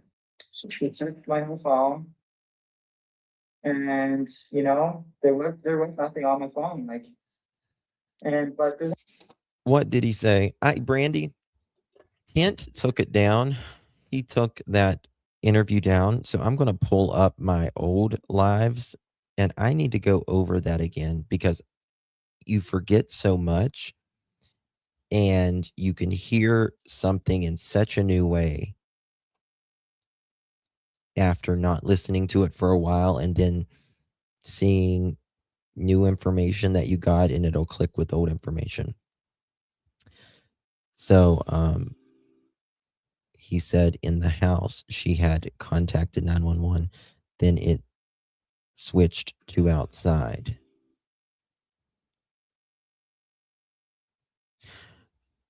Well, Daniel said Malaya was standing out in front of the trailer when she was on the phone with 911. Malaya said she was in a corner in the trailer contacting 911 because that's the only area of service she could get. Janie said you couldn't get service. I don't give a what corner you was in that house. Wade said something about recording and pimping.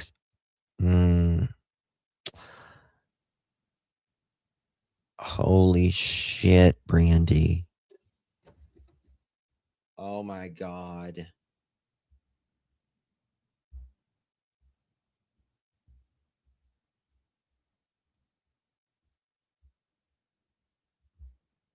You're right. And you know what else? Daniel says, kind of like our members only yesterday. It's kind of like Daniel always says, no, I didn't pimp Malaya out. I didn't sell her or anything else. Buttercup, thank you so much for the gift, my darling. Appreciate you. Thank you so much. Wade told the truth. He absolutely told the truth. He absolutely told the truth. Other than Belinda and Haley, Wade's been, he had no reason. He has no, because he was critical to Malaya too. Oh my God, I need to listen to that now. one thing that really set it off when she did get on my phone is Christine, right? What? Set it off when she did get on my phone is Christine, right? One thing that did set her off when she got on my phone was Christine, right? Monica, I think he was worse than, in my opinion, in my opinion, as now he's innocent unless until proven guilty, I believe he's worse than Diddy's. Babaran, thank you so much, my dear, for the 100 rules. Thank you so much, babe. Appreciate you very much.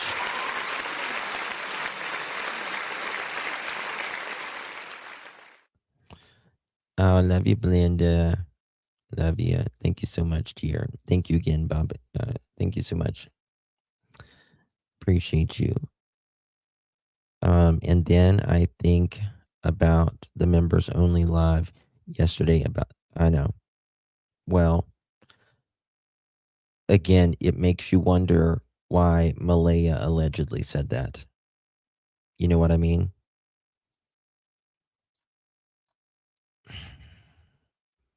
I want to throw up. I literally want to throw up right now. Okay. Now, we got more to talk about, y'all. Okay, that was from yesterday. That was from yesterday. All right. So, 2 seconds, guys.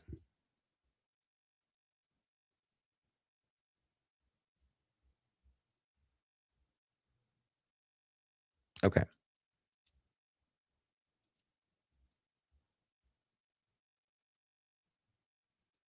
So, let me show you this real quick. Where is it at? All right. This is the now junked Dodge Journey. This is the actual, that looks like a decent car to be junked, doesn't it?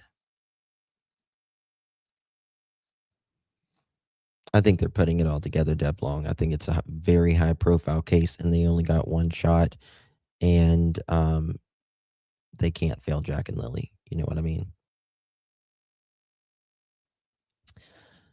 Oh, thank you, Miss Belinda. Thank you, Lovey. Appreciate you, babe. Thank you so much. Thank you, loves. Your support. I really do appreciate you. Thank you, Miss Belinda. Get some rest, darling. Yeah. I mean, to me, it's actually the best looking vehicle in the driveway, isn't it? Don't you think? I think so. And you know, I have another picture of, I'm pretty sure it's Daniel walking out. I need to dig it out. And his Dodge Journey is there, and there is, you know what a garden sprayer is, right? We call them garden sprayers. You pump it, but you can put chemicals in it as well. Well, it's made for chemicals to begin with, but you can put cleaning supplies and stuff in it as well. Daniel has one of those out there, which I always found interesting.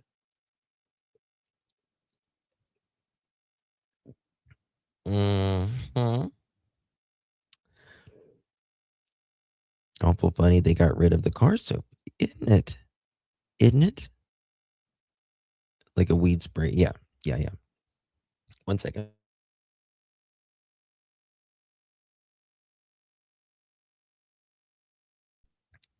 You know, this one's blue right here. It's like I think it's a light blue. Um 1 second, I'll show you a more close up of what it looks like. Right there. Right there. You know, Daniel's blue Dodge Journey.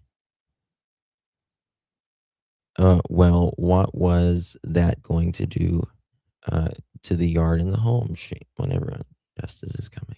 Mm-hmm. Yeah. Yeah. Now, his car had mechanical problems, right? And it had a muffler problem. I think it had like something where it couldn't run it. It would run, but it shouldn't have been driven. He wasn't driving it because he didn't have money to fix it until, in a pinch, shall we say. And Daniel, started, in my opinion, driving it that night. Okay. Whew. Here we go. So, this is Brandon. Now, guys, I need your help on this if you know about Brandon, because I need to know what you guys know about this Brandon. I have not even read this all yet. I did watch AB's video premiere that he did earlier today, and I was listening on something, and kind of piqued my interest. So here we go. Give me just 1 second. This nicotine patch for an hour, and I'd still sell you in for a smoke. Come on back to my place. I want you to look at a urine sample. I think it looks cloudy. It's been so long since someone touched me. Marvin, you better not shit where you eat, honey. Get out of here. What the fuck? This nicotine patch for an hour. Lie detector determined that was a lie. You said no. The lie detector determined that was a lie. My dog's name is not Fluffy. My dog's name is Tucker. Tucker. Tucker. If you don't hear it, maybe you'll know what it spells. RCMP, open up.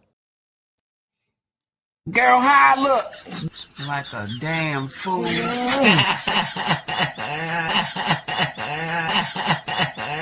No, them veneers don't make that look no better. Girl, bye. That's an actual picture of me putting on lipstick, by the way. That's an actual picture of me. Okay, sorry about that, guys. Just needed a second there. Tucker. His name is not Fluffy No Mercy. His name is Tucker. Tukkah. Tucker. Like oyster shucker. But Tucker. A lot of people say that they believe him. And I have no opinion yet. I've still got to dig in. But most of you guys say, I am Brandon, and this will be the only time I address this publicly, since the statement is already out there with MCU. To be clear, I saw Emily, how do you pronounce her last name? Olgi, run out of the woods on Lansdowne Road around 10:40 a.m. on May 2nd, 2025. Okay, now this woman, Emily, she is, help me out here. She is, what's her name's girlfriend? Help me out. I can't think of his name right now. Oh, thank you.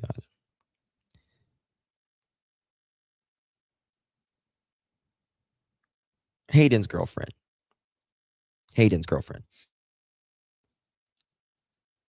I was thinking of Haley, and I was like, I know Haley ain't got a girlfriend. So, okay, Hayden's girlfriend. Thank you. She jumped into a wine-collared 4-door vehicle. That's specific. I pulled up to both parked vehicles and a large man, Alvin McKenzie, was standing near the middle of the road acting nervous. Now, for those of you that don't know who Alvin is who? Who? Junkyard Janie's brother. Junkyard Janie's brother, which you got to remember, she was on the phone. Yes, Daniel Martell's uncle, just like Daniel's other uncle was sure on the phone a lot with Janie that morning, right? And he was also there allegedly right before the RCMP showed up. He called it 10:19, and he was over within 5 or 6 minutes.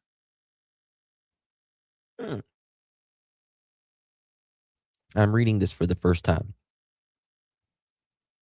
Excuse me. Mr. McKenzie was standing near the middle of the road acting nervous, looking back toward the woods and then at me. He waved me down, so I stopped. He asked me if I was the police. I said no. He then said, quote, "She found a pink shirt," end quote. I got out and he walked me over to a tree where there was a pink children's shirt hanging. How about that, guys? There was a pink shirt hanging.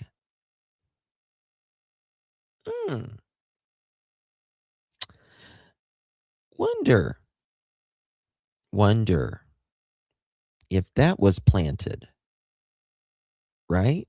Wonder if that was planted. I bet you anything that it was. I think it was planted, and I think after it was planted, they chickened out on a lot of the things that was planted because they knew it looked ridiculous. Oh, a blanket hanging, a pink blanket, and then a pink shirt hanging that's right about the size of Lily's. And what was Lily wearing all that day? Pink. Okay. I got out and he walked me over to a tree where there was a pink children's shirt hanging. After that, he did not say another word. He turned around and walked back toward Montreal Road. While I was dealing with him, the other vehicle slowly pulled away. After I left, they were parked at the end of Lansdowne Road and again asked if I was the police. I said no, that I was there helping search for the children. Now, wait a second. Lansdowne Road and Lansdowne Station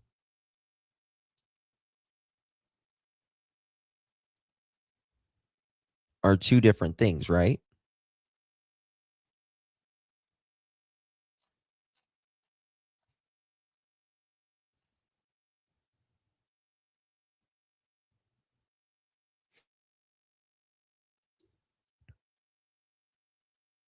Am I right on that?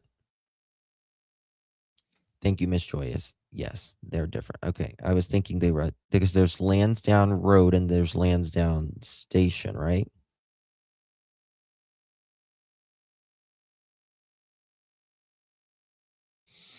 Are you talking about the ones that pop up in chat? They're so annoying. They're so annoying. Okay. All right. Where was I? And again, asked if I was the police. I said no, that I was there helping search for the children. I asked who they were, and the woman said they were, quote, family from Truro, end quote, looking for the kids as well. There was a young, skinny man in the front passenger seat, Hayden, and the driver was a larger, tanned man whose face I could not clearly see because he had his hand up against it, seemingly trying not to be seen.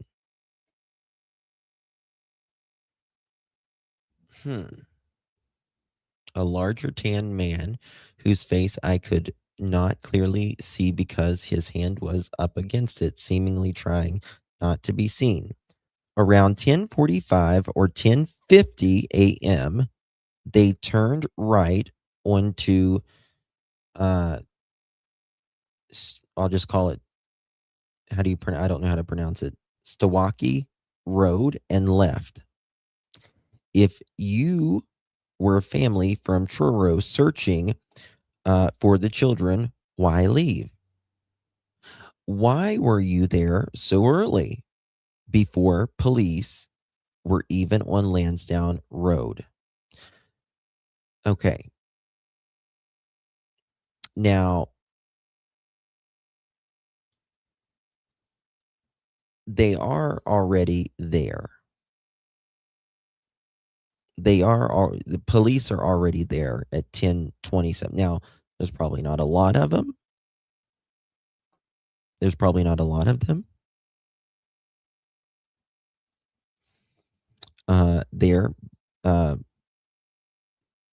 at 10:27 or 10:30 whenever they show up there. So why Brandon was so early? He was actually going fishing or something.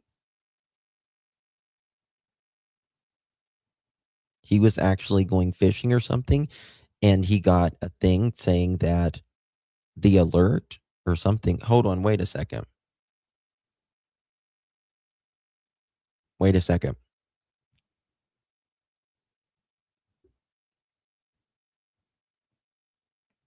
There couldn't have been an alert that early. There wasn't an alert that early. So I have a problem with that. That's right. There we go, Care Bear. He said he heard it on the radio. The alert didn't come out till much later. That's exactly right. You couldn't have heard it on the radio.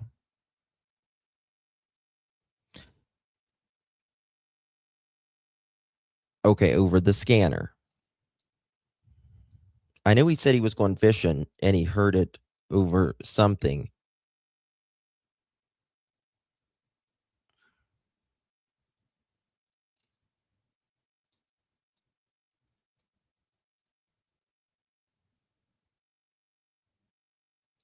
He's a veteran? Okay, he's a veteran. Okay, that's good. That's good then. Okay. He's a veteran. That's really good. That makes me believe him a lot more than the RCMP didn't arrive until 10:27. Yeah, okay.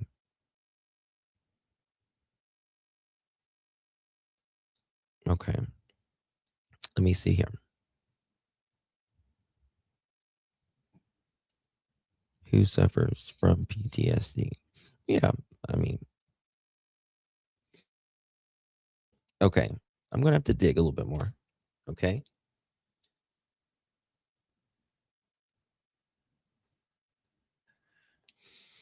All right, where was that? There was a young skinny man in the passenger seat. Okay, around 10:45 or 10:50, they turned right onto, okay, if you were family from Truro searching for the children, why leave? Why were you there so early before police were even on Lansdowne Road, so close to Wade Martell's property? Why were you in the woods that far from the home? That's a good question. Why was that pink shirt placed in the tree? Good question. Why was there no photos taken of this available publicly? People also keep asking why everyone believes that is where the blanket was found. It was not. That was addressed in my statement to police, and I will not comment further on that. We're going to look at the statement. We're going to look at the documents here in a minute. What makes this odd is that they were all left and never clarified any of this. They also make no mention in their court release statements about being there early that morning and then leaving. Now, one thing that makes me think about this is Daniel said, no,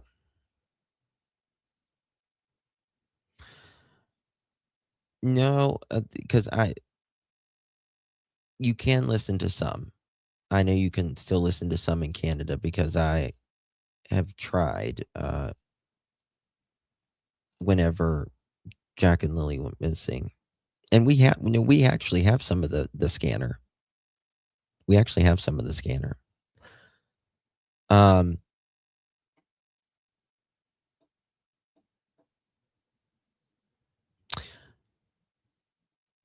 You know how Daniel likes to flip the script. Again, I don't know which way to take this so far. I really don't. But Daniel does say in the RCMP documents, and you know this, he blamed Malaya's mom, who might have gotten there early, right?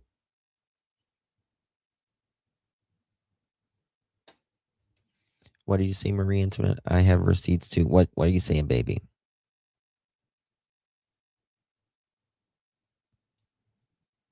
Oh, please send them. Please. Can you text them or email them to me? That would be fantastic. That would be fantastic.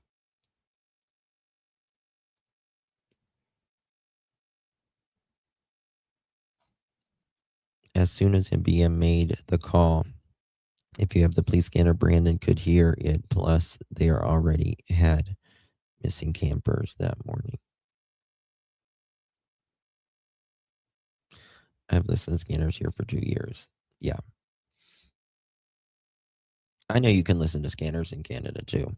I mean, they do have some digital ones, but you can also have, I think you can buy digital scanners too. Yes, we will. We will. I just started that so I can go back to that in a minute.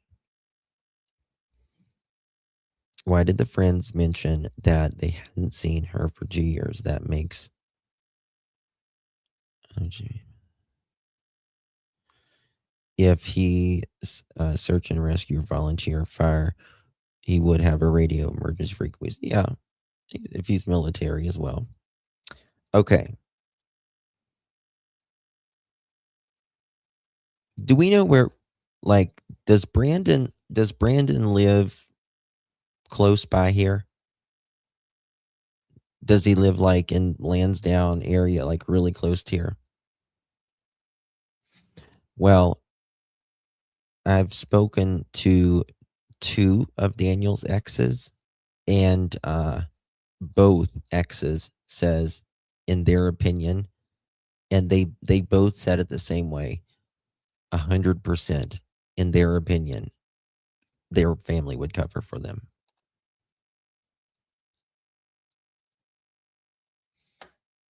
Which messages? Text messages or email?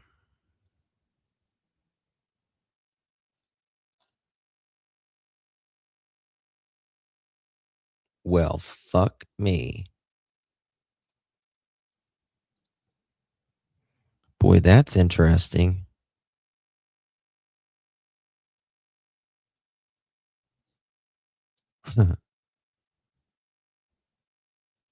Sorry, I didn't mean to. That shocked me. Okay.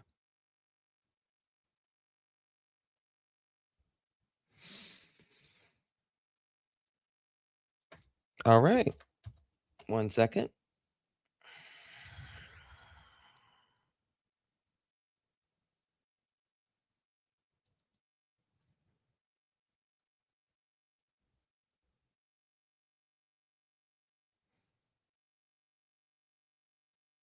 Mm.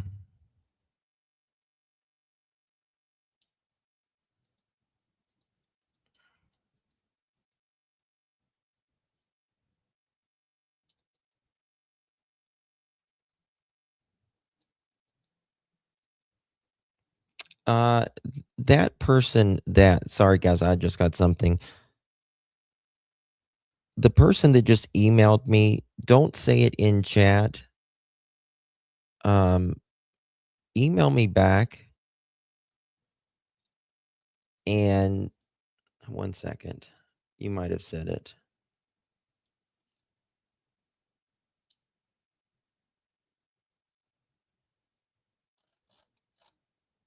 I can't email you back because it's you're sending it from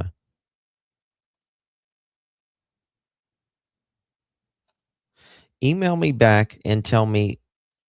I'm pretty sure I know whose place that is, but email me back just to be sure. Don't say it in chat, please. And email me back and tell me whose place that is, if you don't mind.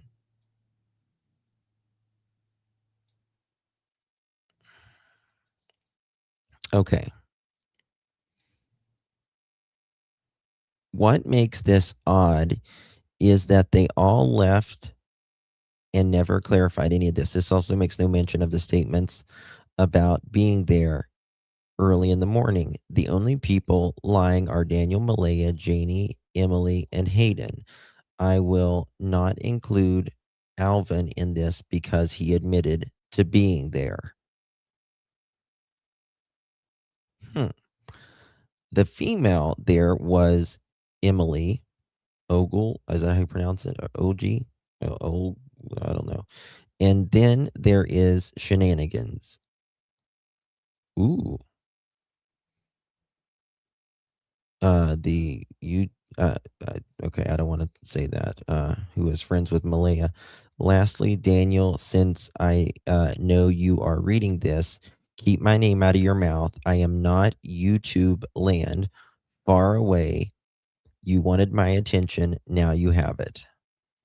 Okay. This question, statement that she says that the clothes were in the tree. Then later she says the clothes are on the ground and there is a blanket in the tree. 100% no blanket in tree. And the 2 shirts were hanging in the tree. Right? That's what he said. 100% no blanket in tree. And he said the pink shirt was in the tree. So these items were found exactly 1 kilometer away from the house down Lansdowne Station Road. Right. 1 second. I'm going to edit the video a tad and send you and where I go. Okay.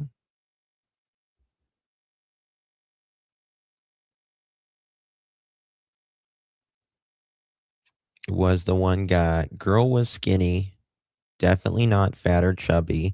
The rest didn't talk and were in the vehicle. She was too, but passenger side window. I can't ID the ones in the vehicle with the girl who spoke to me.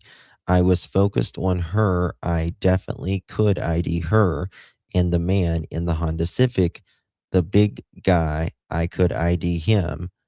I can still see his face. It was like a 4-door sedan, dark color, for sure, maybe brown. I just remember the one who spoke to me was pretty, had shoulder length or longer, maybe dark brown hair, and she was tan or native. Road that just goes up past the tracks to the right of the black house. That's where the shirt, the pink shirt, and I think there was another piece of clothing. I just can't remember the color of it. I don't know if it was purple or blue, but I'm pretty sure it was a boy's shirt or something. But there definitely was a pink girl shirt. Anyways, day one, road that just goes up past the tracks to the right of the black house. That's where the shirt, the pink shirt, and I think there was another piece of clothing. I just can't remember the color of it. I don't know if it was purple or blue, but I'm pretty sure it was a boy's shirt or something. But there definitely was a pink girl shirt. Anyways, day one, road that just goes up past the tracks to the right of the black house. That's where the shirt. Hold on.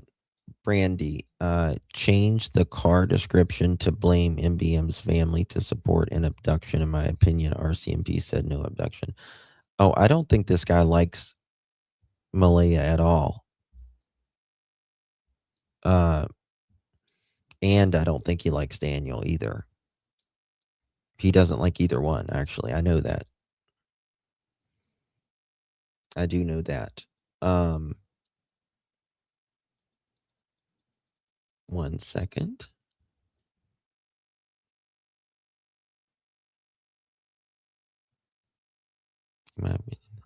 Oh, yeah. Yeah, Sassy. That's what I was saying earlier, baby. Yep, I got your email.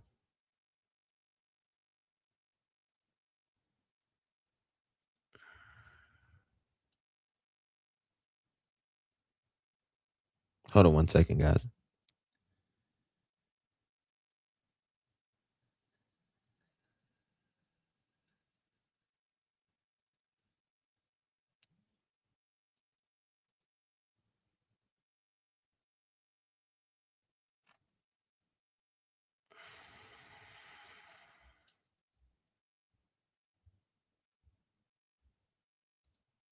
What?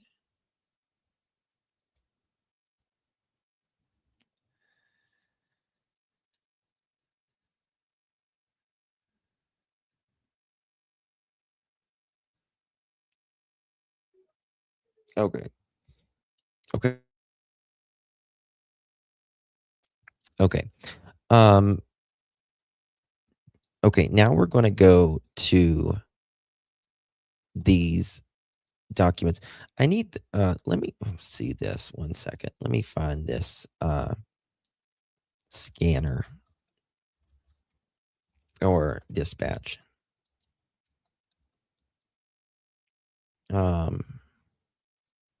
Give me a second. We're going to listen to this.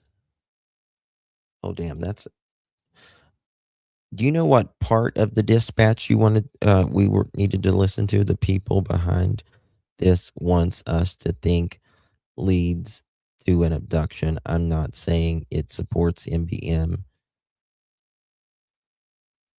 The people behind this wants us to think it leads. Oh, I got you. Okay. I'm not saying it supports MBM. I'm saying it's fake. Oh, they absolutely want us to think it's an abduction. Well, I think they originally wanted him to think that they walked away, right?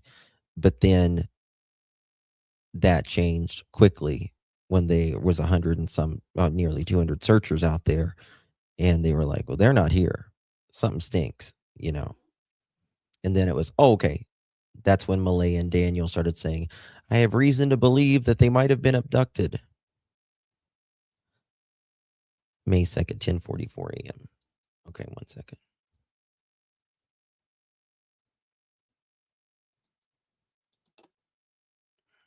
May 2nd, Okay, I got May 3rd. 1 second here, guys.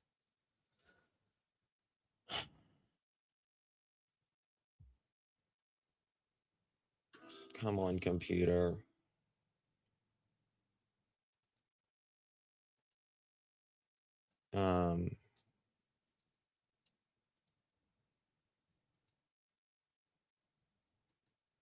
Okay. Dispatch. Okay. For May 2nd. Okay, here we go.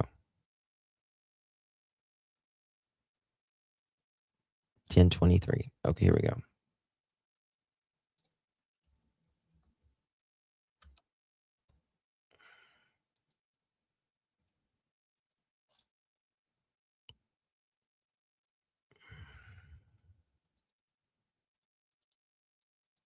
Authorize and start getting some search teams going to the Gairloch location while we try and locate a GCR commander. Oh, it's up on 601. 10-4, I'll authorize it. I did mention to Curtis McKinnon. I don't believe anybody that responded to that call. I heard somebody acknowledge it, but I don't think we had anybody respond. Did you reach out to Westville Rescue to that? Oh shit, y'all couldn't hear the whole fucking thing. Goodness gracious. I am so sorry, guys.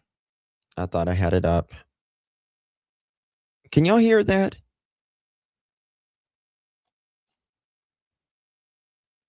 Can y'all hear that?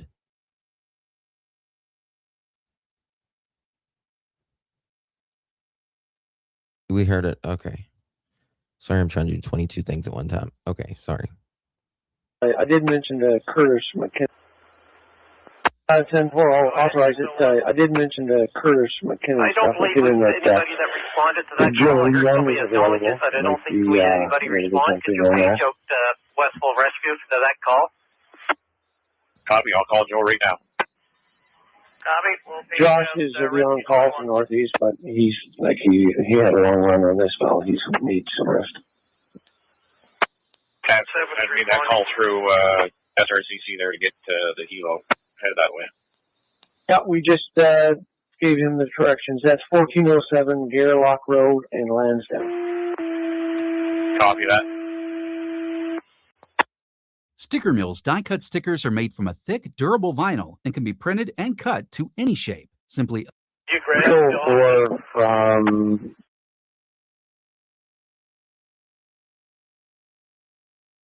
aviation hangar on V-35. Go ahead for portable. I'm looking for helicopter patrol 4. Helicopter patrol 4.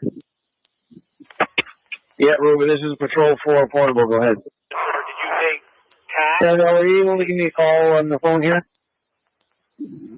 No, sir.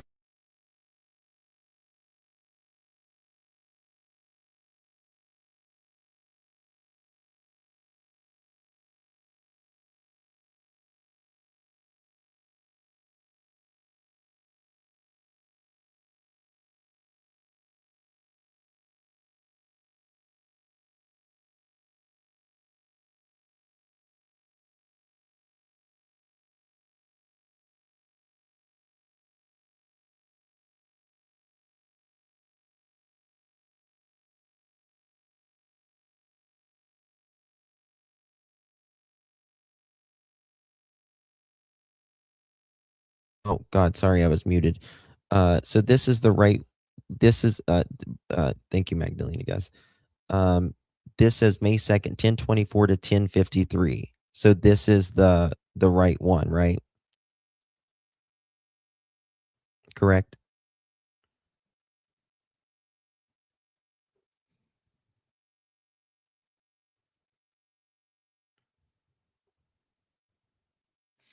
Yes. Yes. Yeah, Brandy's yeah. I took it the wrong way. I took what Brandy was saying the wrong way. Brandy is saying that they're not that the Malaya's people or Daniel's people were pushing behind the scenes to look like an abduction. They wanted to still look like an abduction. No, we're not trying to discredit anybody.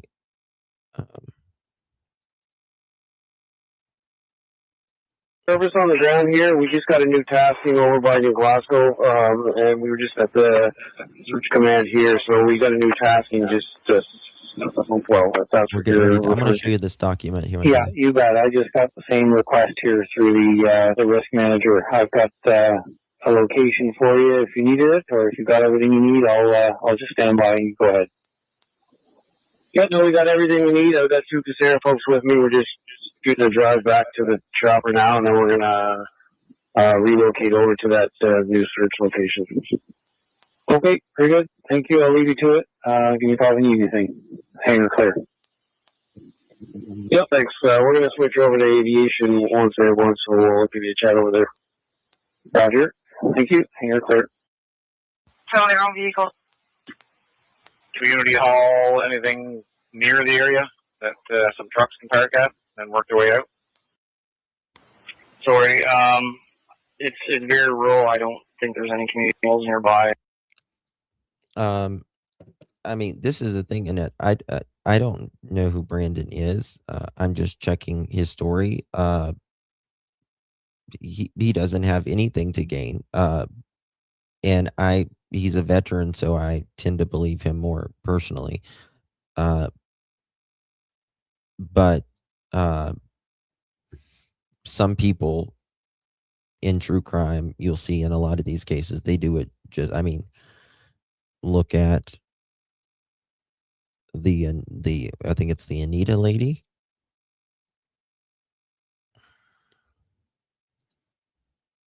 Yes, that matches with what Brandon said. He was getting ready to go fishing at 10:30. Takes between 12 and 15 minutes to Garelock Lake.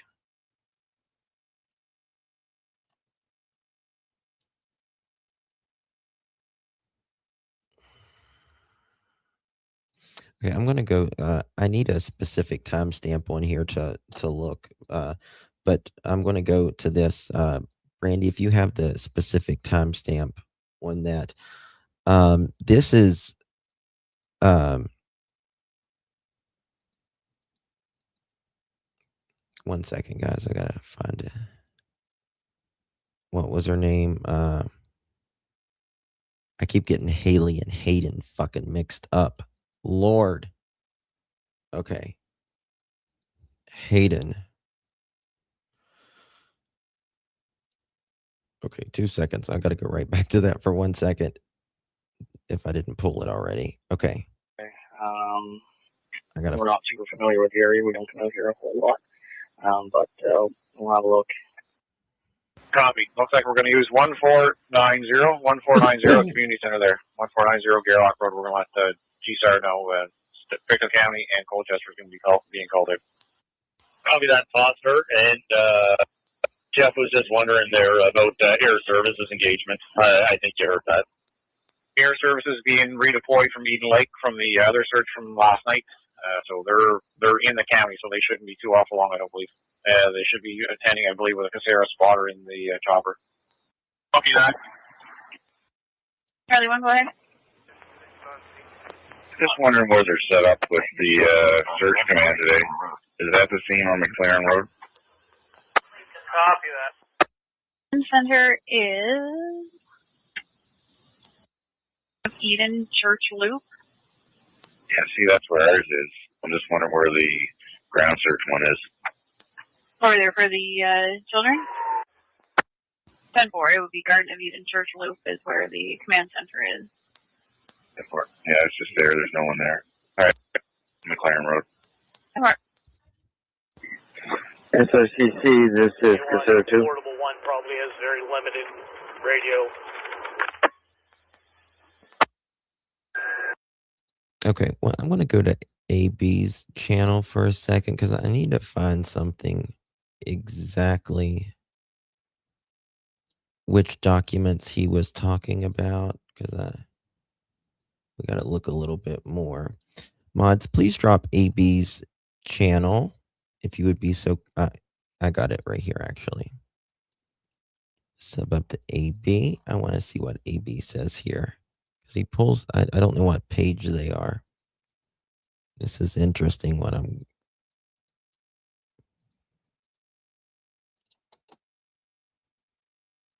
Okay. Gonna go to AB.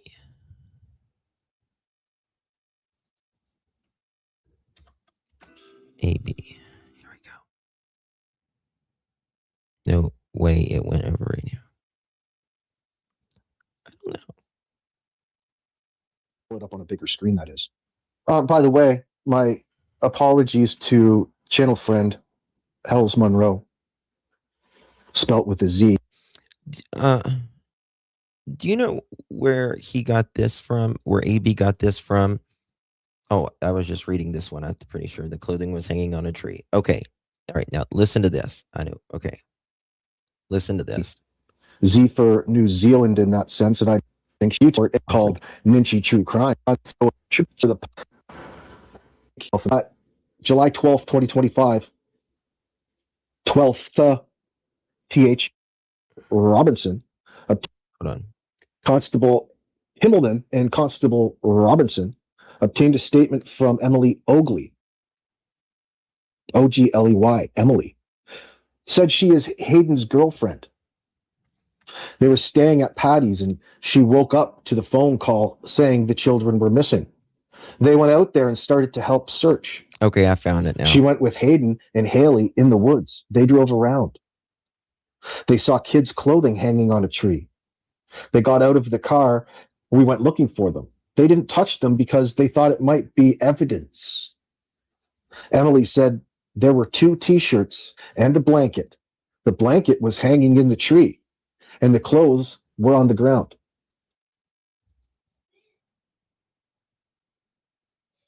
Okay.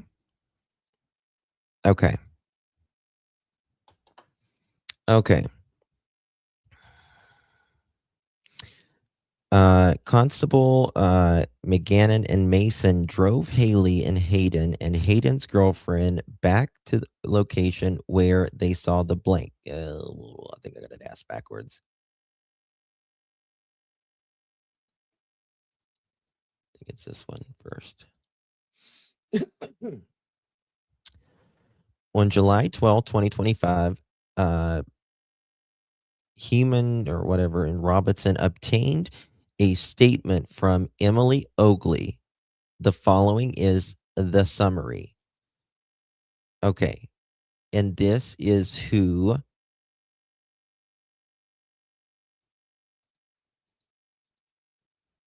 Brandon is talking about in that thing I read earlier. They were staying at Patty's and she woke up to a phone call saying that the children were missing. They went out there and started to help search. She went with Hayden and Haley in the woods. They drove around. They saw kids' clothing hanging on a tree. They got out of the car and were looking for them. They didn't touch them because they thought it might be evidence. Emily said there were 2 shirts and a blanket. The blanket was hanging in the tree, and the clothes were on the ground. Emily took photographs as soon as they got out of the car. So she took photographs. They drove back and asked Malaya if the clothing belonged to the kids. Malaya said the blanket belonged to Lily, but the clothing did not. Then they told the police, who went to investigate. Emily looked at the data from the photographs and saw that they were taken on May 2nd, 2025 at 3:24 p.m.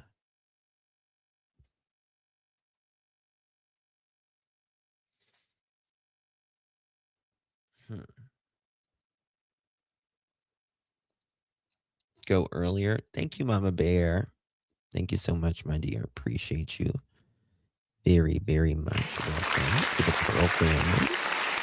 Appreciate you, Mama Bear. Okay, I got July 12th.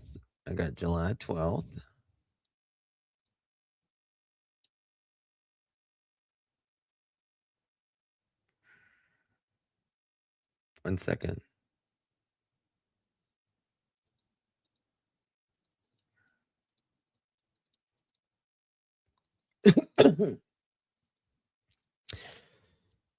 Corporal McGannon and Mason drove Haley, Hayden, and Hayden's girlfriend back to the location where they saw the blanket. McGannon seized the blanket. Corporal Martin and his police dog were called to the area. He took photographs of the blanket. He walked for about 1 kilometer in the area with the dog on the adjacent trail. They did not pick up a scent and complete a track. The other part of the blanket was seized from Malay and Daniel's house by Corporal Rice, May 4th, 9:09 p.m.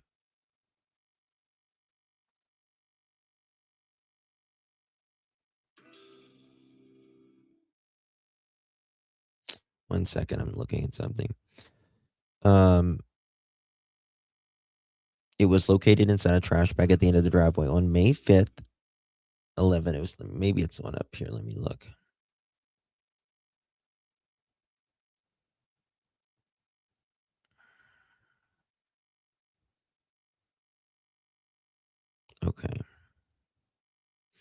Okay, on May 2nd, 2025, family members part in the search for Jack and Lilly located a pink blanket.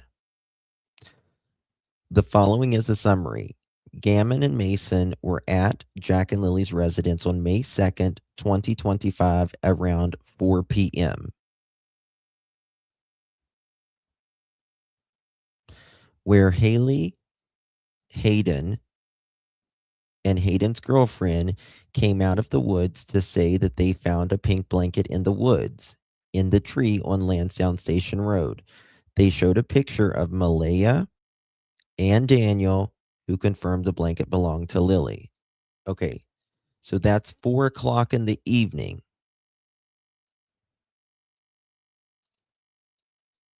That's 4 o'clock in the evening.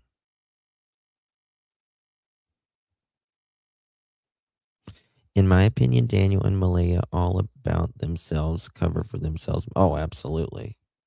1000%, Miss Shannon.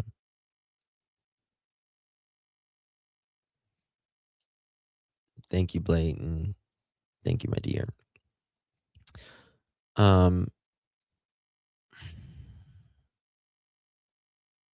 Okay. So I would like to talk to this Brandon guy. I would like to talk to him. Brandon, if you're watching, please chat. Get in contact with me. All justice, the number 4, the letter U at gmail.com. Or you can text me 307-228-4906.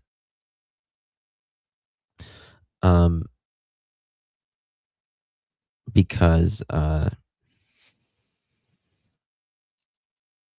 he's saying in his recording,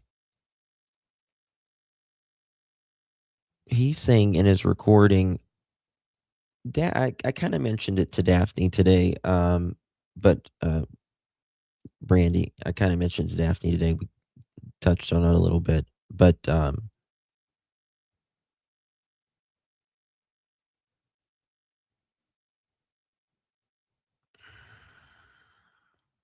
thing is, I'm trying to think of is Brandon is saying this is like at 10:30 in the morning. The RCMP documents is saying that they came out with. Let me just continue reading this to make sure I'm understanding this right.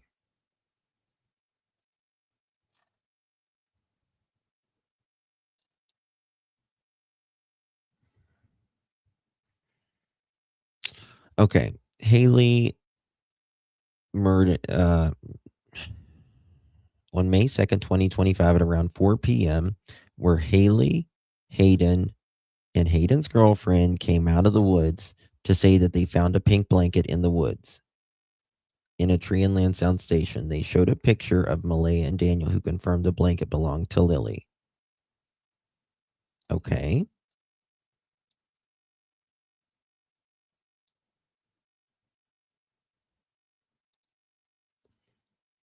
Next page. Mason drove Hayden, and Hayden's girlfriend back to the location where they saw the blanket. McGannon seized the blanket. Corporal Martin and his dogs were also called to the area. He took photographs of the blanket. He said, for about 1 kilometer in the area with a dog with an adjacent trail, they did not pick up a scent to complete a track. The other part of the blanket was seized from Malay and Daniel's house by Corporal Rice on May 4th, 9:09 p.m. It was located inside a trash bag at the end of the driveway. On May 5th, 2025 at 11:07, McGannon and we'll just call him Corporal Titch seized the blanket and compared it with the images of the blanket seized from the residence. She believed that the pieces were the same blanket. After Corporal Titch checked to confirm it was the same blanket, she drove to the location where the blanket was seized. She confirmed it was exactly 1 kilometer from Jack and Lily's house. On May 8th, Corporal Himmenhall obtained a statement from Haley. The following is a summary. Haley said she is the stepsister of Lily, so Lily and Jack are the niece and nephew. Haley said Malaya had cut out her family members and she had not seen Malaya or the kids in 2 years. Haley saw the children missing on Facebook after she got home on May 2nd and then went to Lansdowne to help for the search around 2 or 2:30 p.m.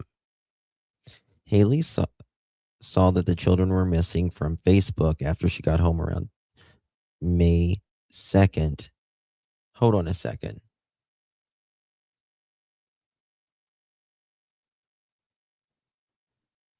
There was a young, skinny man in the front passenger, Hayden, and the driver was a larger, tanned male.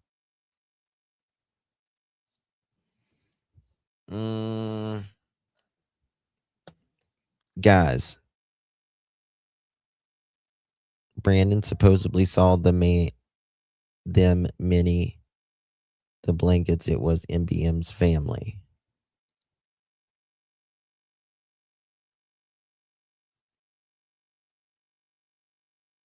Now, Haley and Hayden are together, right?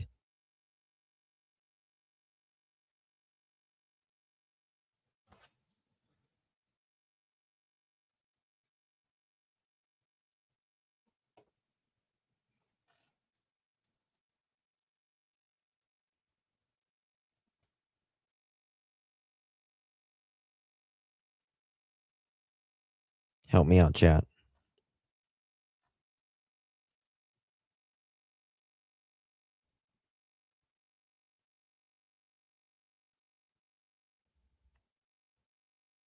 Isn't Haley Hayden's half sister?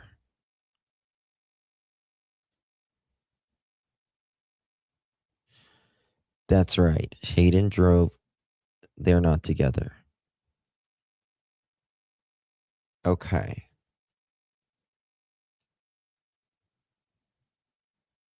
So then Hayden and Patty cousins also would be lying. Then if Brandon. Okay.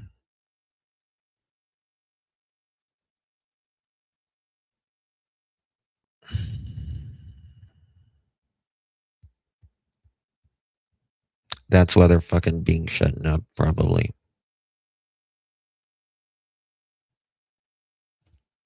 He doesn't say Haley's involved in this, does he? Does he? Does Brandon talk about Haley at all?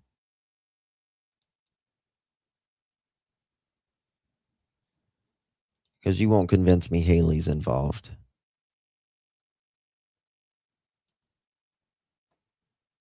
No. The only people lying are Daniel, Malaya, Janie, Emily, and Hayden. Okay. This is interesting. This is interesting, guys.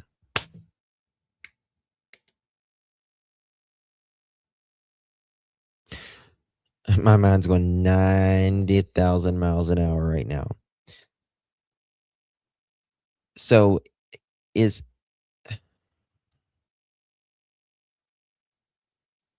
ooh, joyous. I want to hear that. I will look at that for sure. Okay. Tell me this, guys.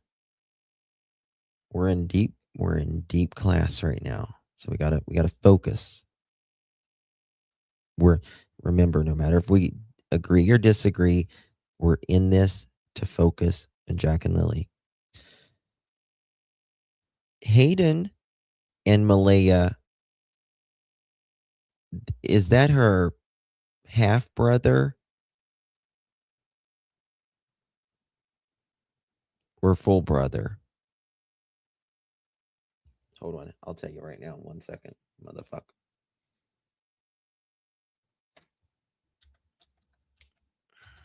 Haiden. That's her brother.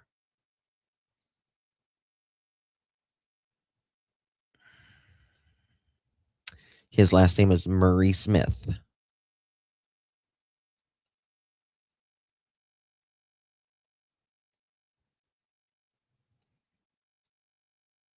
I think it's her only full. It's full. They're full. Yep. That's what I thought. Okay. I was almost certain. I think they're full. I think they're full.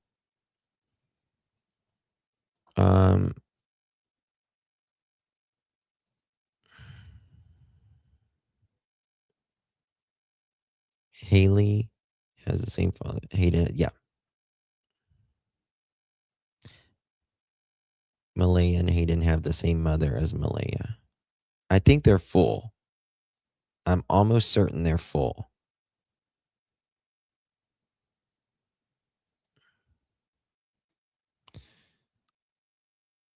MBM's full brothers. Okay. All right.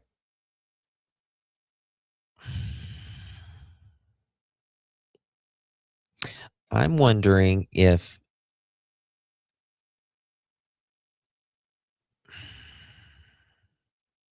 this is why Malaya canned up. And this is why our family's canning up, in my opinion now.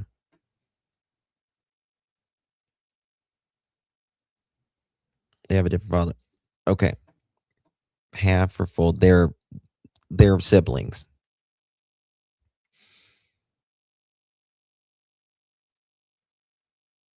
If Brandon is right, I'm wondering if Malaya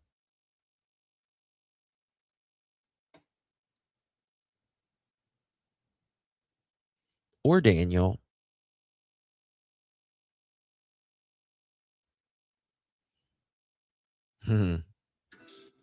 I think Malaya or Daniel. Is Daniel and Hayden close?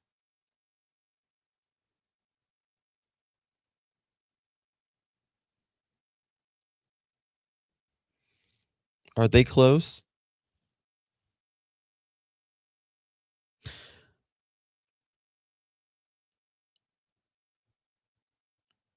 Okay, baby monkey. Thank you, baby.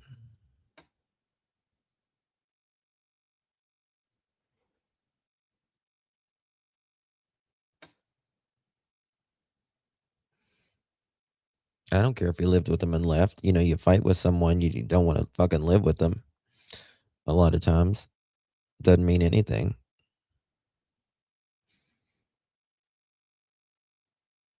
A lot of people kick their kids out of their house. It doesn't mean they don't love them. You know, doesn't mean you're not close anymore. Yeah, it's a tangled web. All right, so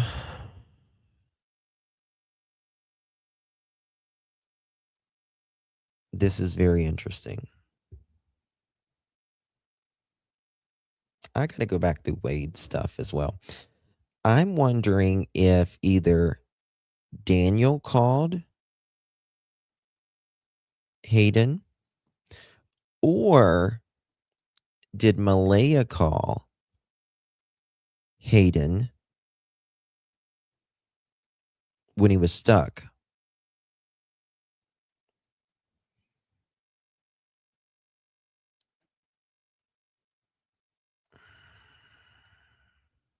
Helped him get out.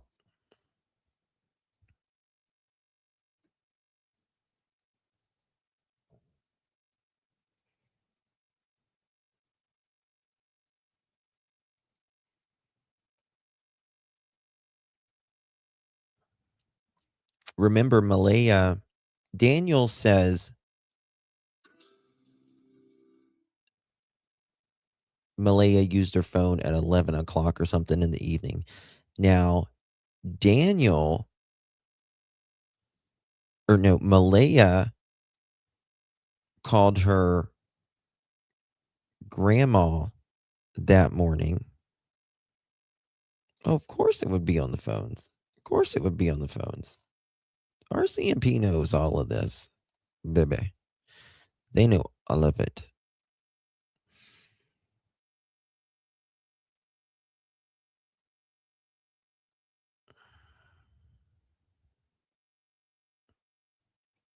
How old is Hayden?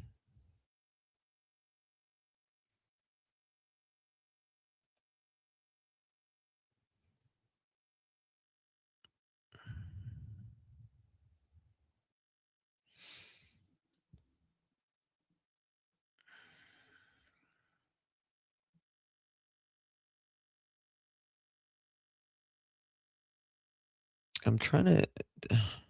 I get the scapegoat part, but why would Brandon say this? Why would Brandon say this? I gotta talk to Brandon. I just gotta talk to him. Or get some more information. MBM called Patty. She did not get a hold of her mother. Patty called Cindy. Yes. Early 20s.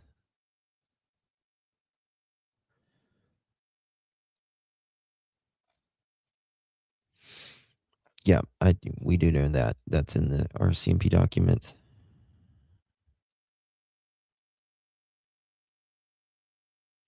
Let me go to AB's video. I'm just going to have to listen to this again.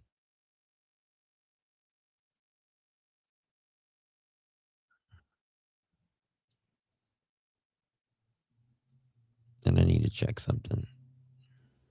Emily took photographs as soon as they got out of the car. They drove back and asked Malaya if the clothing belonged to the kids. Malaya said the blanket belonged to Lily, but the clothing did not. They then told the police, who went to investigate. Emily looked the data from the photographs, and she saw they were taken on May 2nd, 2025 at 3:24 p.m. Okay, let me get past this. I just need to scroll down on your mobile again. He's talking in his letter on May 2nd, 2025. What you want to do is save hundreds when Liberty Mutual customizes your car insurance. That's second. Great, but can you ask? Let me get it so we don't get a commercials. 4:15. I'm at. So we don't get commercials. Drop me this piece.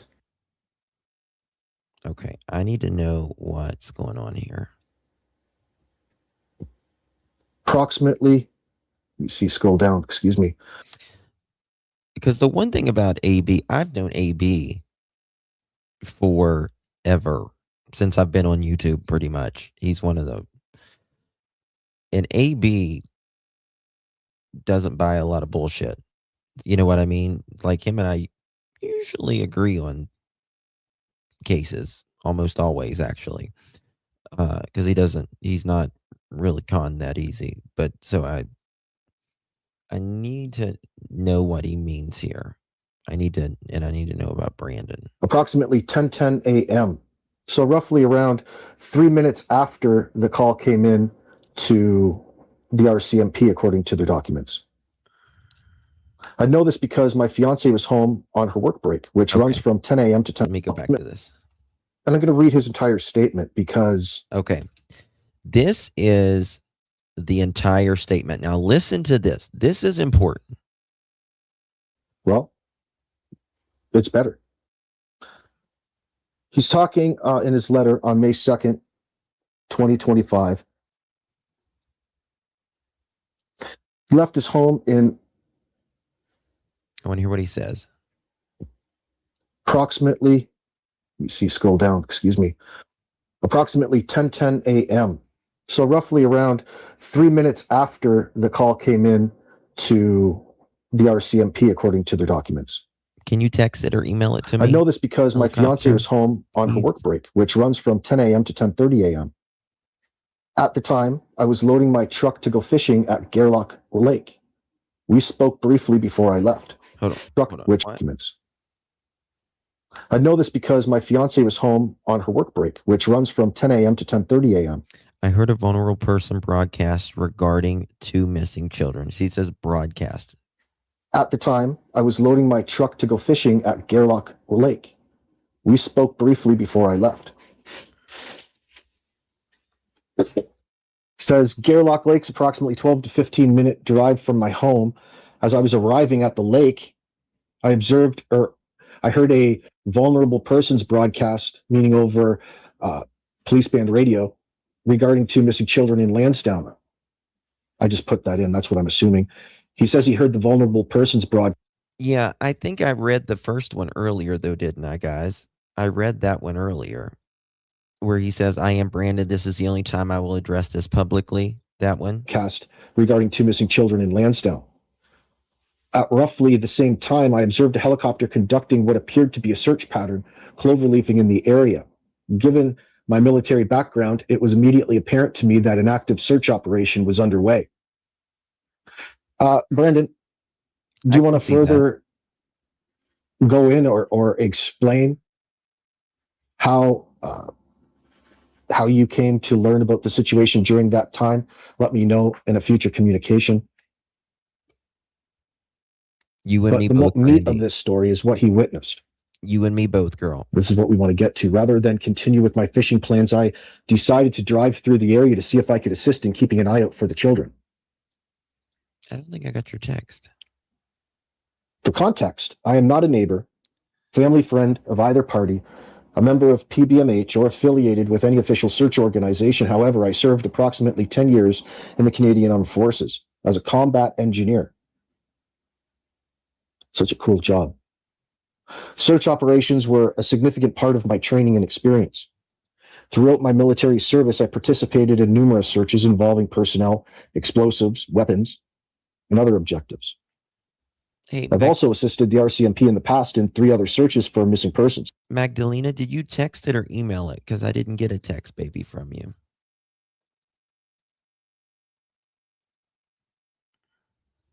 Okay, I just got an email. Let me see here.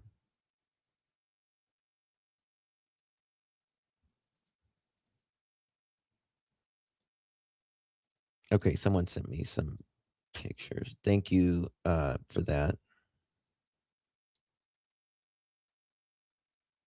Okay.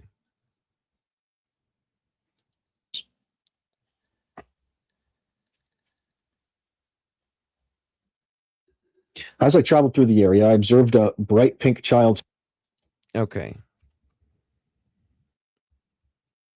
I heard a vulnerable person regarding 2 missing children in Lansdowne, and roughly the same time, I observed a helicopter conducting what appeared to be search patterns. Well, listen, this is the thing. They were already. You said I text. I thought you said Magdalene. I'm sorry. I thought you said I text Justin or something, but he's a busy man or something like that. I saw that in chat. The RCMP was already in that area, and it doesn't take them long. They already had drones up within 10 minutes of them being there. That's it. That's it, Annette. Thank you. Yes. Helicopters were in the air searching for a missing person when they got the call well before 10. Yes.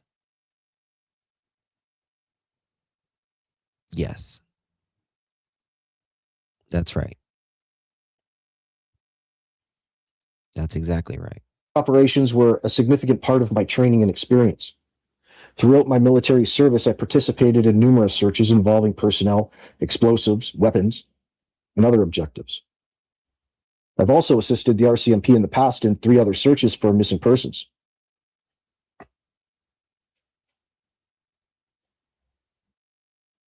As I traveled through the area, I observed a bright pink child's t-shirt hanging in a tree near Earl Martell's property.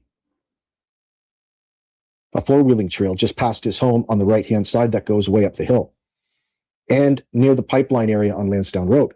To be clear, this was on Lansdowne Road, Jamie, not Lansdowne Station Road. Big distinction. What stood out to me was the condition of the shirt. It appeared clean and was not muddy, wet, or dirty despite the weather and the ground conditions. In other words, meaning that it hadn't been there very long. It wasn't put there last year and been through all kinds of weather. It was recent, fresh, it's very bright. It appeared clean and was not muddy, wet, or dirty despite the weather and ground conditions. I also did not observe the children's footprints or observe children's footprints beneath it or any obvious trail leading to or from the location. I also observed Emily Oakley emerge from the wooded area at any obvious trail leading children's footprints despite the weather and ground conditions. I also did not observe the children's footprints or observe children's footprints beneath it or any obvious trail leading to or from the location. I also observed Emily Oakley emerge from the wooded area at a rapid pace. She was not casually walking. She came out of the woods quickly, moved through the ditch, and entered the rear seat of the vehicle. My attention was primarily focused on Alvin McKenzie, who was nearby. My interaction with Alvin was brief. Okay. After leaving the area and traveling towards where the helicopter had landed, I later observed the same dark wine-colored 4-door vehicle parked along the roadside. As I approached, Emily appeared interested in speaking. I pulled alongside the vehicle and rolled down my window. She asked whether I was police, which was the same question Alvin had asked earlier. I advised her that I was not afraid, that I simply... I got a question.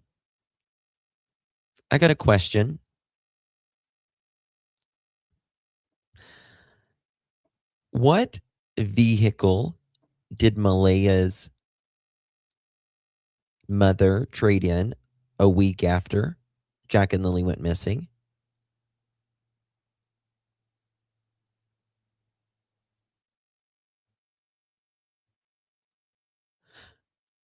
Damn, I wish they lived in the United States.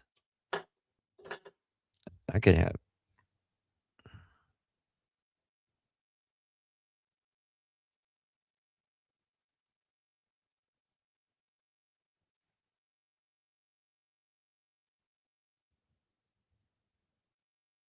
What vehicle?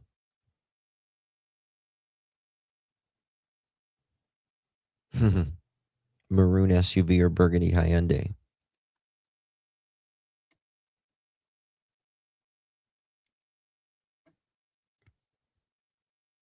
It was a maroon color.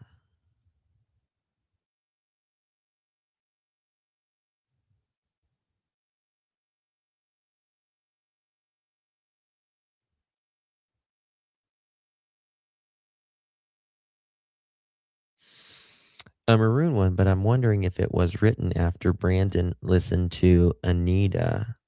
There's a reason law enforcement separates witnesses. Yes. But I don't listen to Anita. I don't know what Anita said. I've probably listened to less than 5 minutes of Anita, to be honest with you.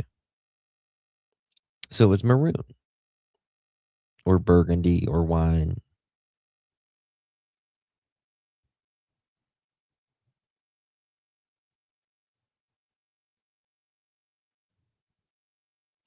I thought Haley picked up Hayden, Emily, and Patty. So wouldn't it have been Haley's car, not Hayden or Cindy's? I don't believe Haley is involved at all. Okay, gotcha.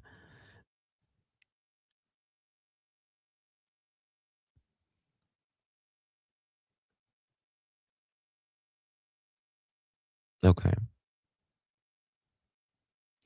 That's why people are blaming Cindy and saying that's why she traded in her vehicle on Tuesday after kids went missing, in my opinion.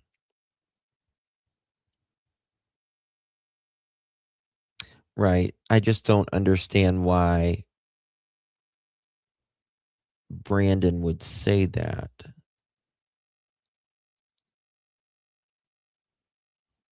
You know what I mean?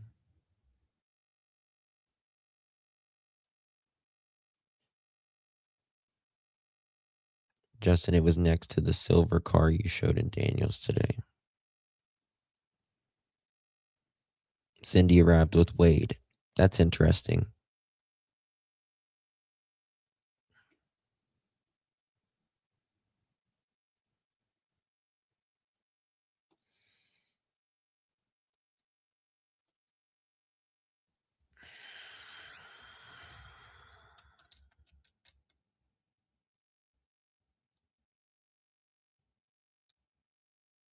Okay.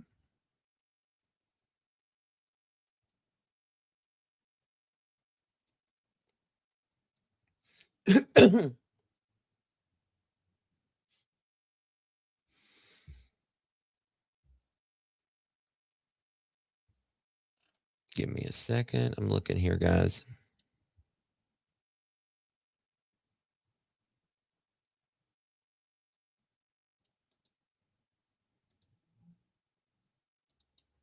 Play this real quick. I was simply there to help search for the children. I then asked what they were doing in the area. Emily stated that they were family from Truro and were looking for the children. I wished them luck and continued on my way. Shortly afterward, I observed the vehicle turn right onto Stewiacke Road and headed seemingly back towards Truro. I also took note of how both Emily and Alvin were dressed. Emily was wearing jeans, running shoes, and a tank top with thin shoulder straps. Alvin was wearing a t-shirt, jeans, and sneakers. Anyone present that day knows the weather was damp, cold, and muddy. Their clothing stood out to me because it did not appear consistent with what most searchers were wearing under those conditions, or any experienced searcher or woodsman for that matter. This was a rapid response last minute to the aid in the cover-up and plant evidence from both families. Okay, 1040, I'm looking at these documents right now. 1040, Malaya calls Cindy, and it's a missed call. 1040.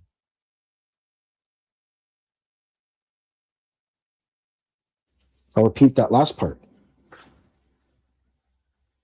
This was a rapid response last minute to aid in the cover-up and plant evidence from both families. No, that's what you witnessed. Basing off of what Emily Oakley stated, there's no doubt in my mind that you witnessed them plant that evidence. And Alvin being there, and especially dressed like that, would indicate that he was up to something other than searching for the kids that had trudged out. First thing you do is grab your coat and boots. So who was the driver of that car, I wonder? After orienting myself in the area and speaking with law enforcement, I returned home to collect additional equipment, including rain gear and my ATV. Yeah, you were first there in your truck, you said. I should get that straight. Then you went back home, grabbed your ATV, and came back. You then returned and participated in search efforts that ultimately continued for several months, extending into November. And he's got a fantastic map, friends. I'm gonna do it justice. We need to do a live stream and do some talking. Following the initial days of searching, I expanded my efforts beyond the immediate search area and followed up on numerous tips provided by members of the public. These included locations such as Lairg Cemetery Road, the Lairg Road under near Gairloch Brook Falls, and several other sites brought to my attention. Remember, all kinds of sites around there. Bradley Wong was an eyewitness to listening to mainly one car, Daniel's car, all through that night, in a different car, and the final trip going. Boy, this would be very, very interesting. Okay. This would be very interesting if both sides of the family are connected. Like, yeah, I don't believe Cindy necessarily helped Malaya, right? But think about this. What if both your kids are involved? Right? Little brother goes help sister.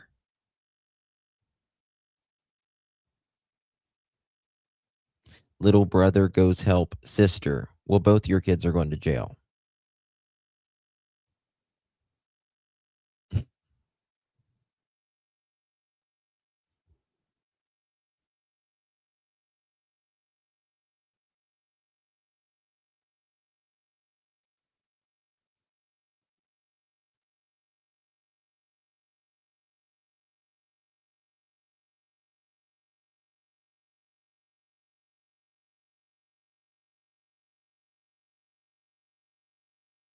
Oh, absolutely, babe. Absolutely.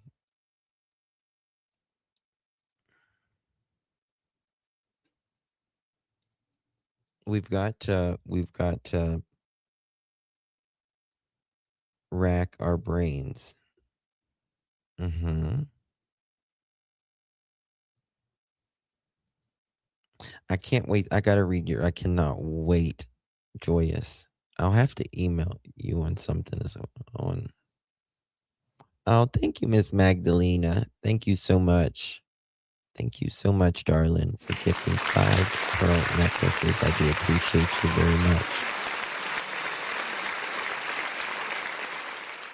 Thank you so much, my dear. Appreciate you. If you received one of those, make sure you give our dear Magdalena a big, big thank you. Thank you so much, Miss Magdalena. I really do appreciate your support, my dear. And tell Mr. Joyous. I got you, Mr. Joyous. I got you.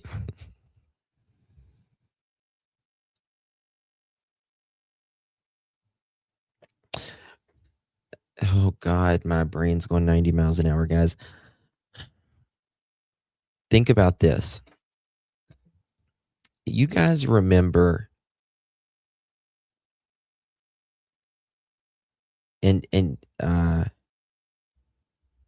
fucking Janie will not talk about it. The big blow up. The big blow up at the house.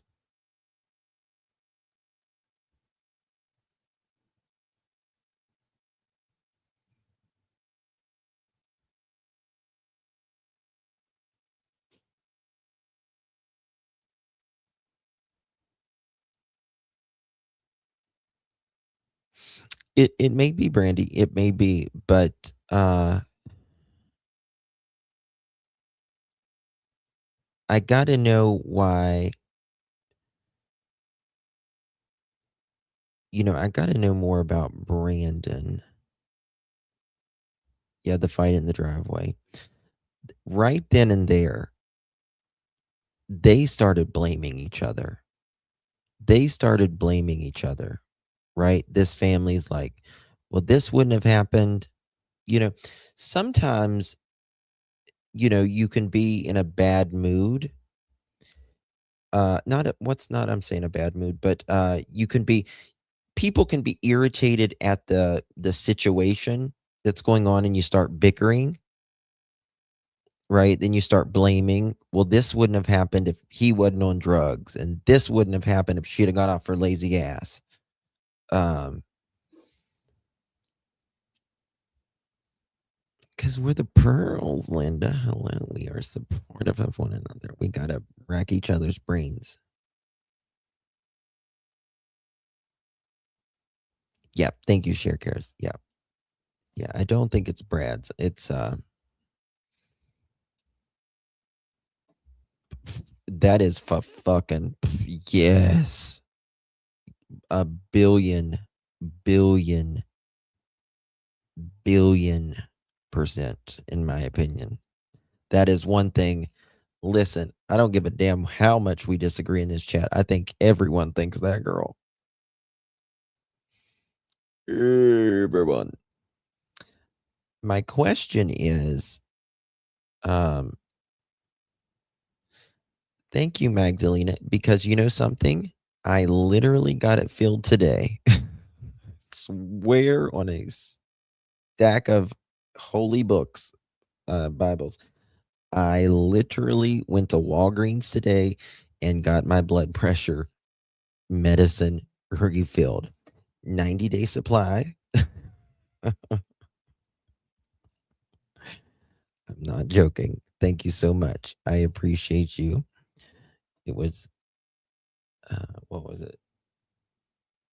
I think it was 90 days supply. It was like 30 some dollars, something like that. Thank you so much, Magdalena. Here you go, Justin. This is for your blood pressure. This is for your headache. Thank you so much, love. I appreciate you very, very much, love.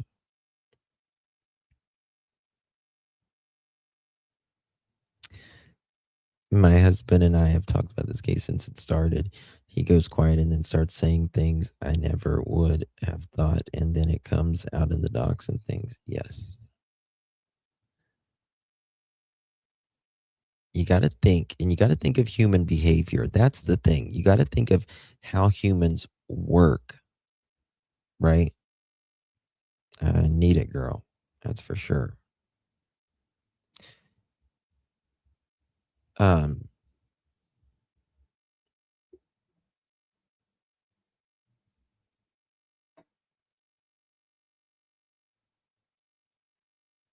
There's just a couple things, right? We got to figure out. A, if who this Brandon person is. Because again,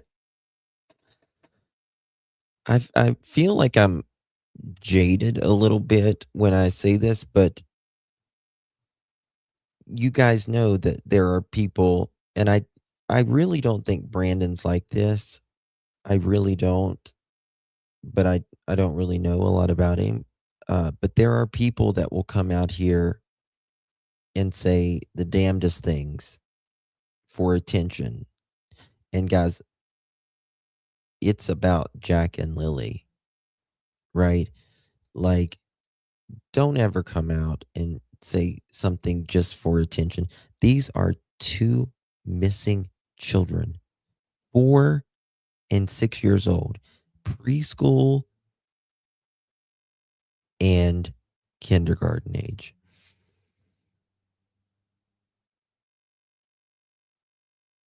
And they just get mixed up with it. The way he writes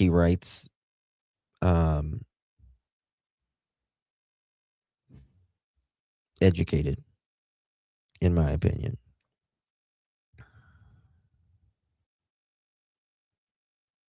Oh, we know who planted the blanket. We know who planted the blanket.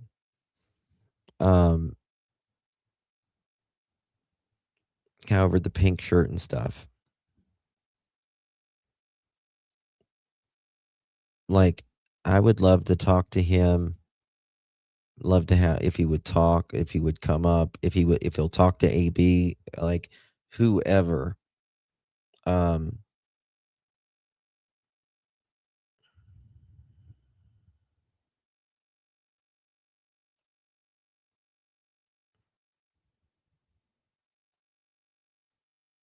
Yeah, Gino.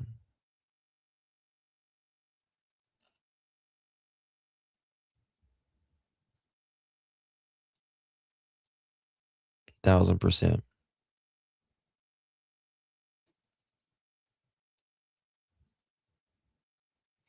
We need to know Daniel's relationship.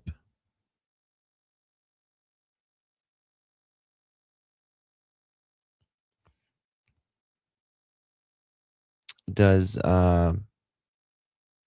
Brandon have any pictures of him searching that day with some timestamps on it? I believe DG.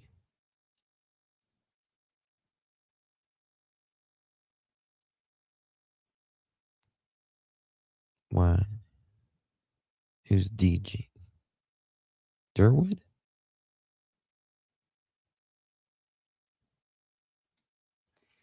He might be.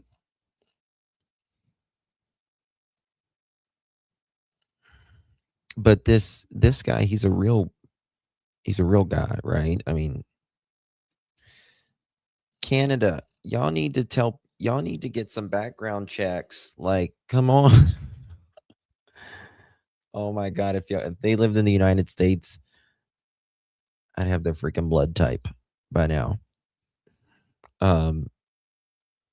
Everything. I can get everything. But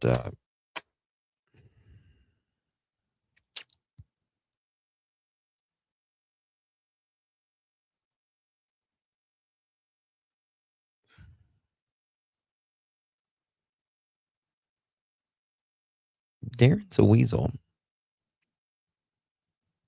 Derwood's a weasel. He is a weasel. And that's the thing. That's the thing. He lies. What Lil Red say?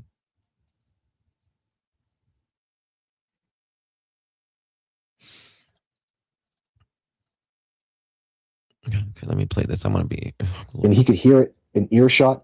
It was all there, stopping within earshot of Brad Wong's house. Throughout this period, I maintained communication with members of the Northeast Nova Major Crimes Unit regarding information and observations that I believed were relevant. Well, I'm not a police officer and do not work in law enforcement. We share the same objective: finding answers regarding what happened to these children. Based on my observations that day, I developed concerns regarding the. Okay. You guys remember the RCMP did lie detector tests. They did them for Wade and all of that as well, right?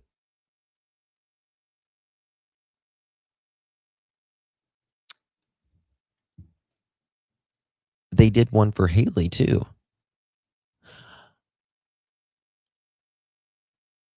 Remember, Haley took one because about the blanket.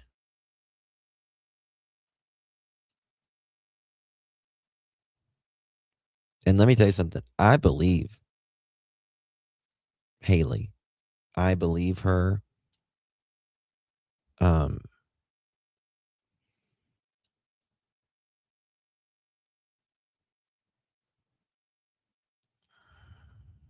I don't know about Hayden.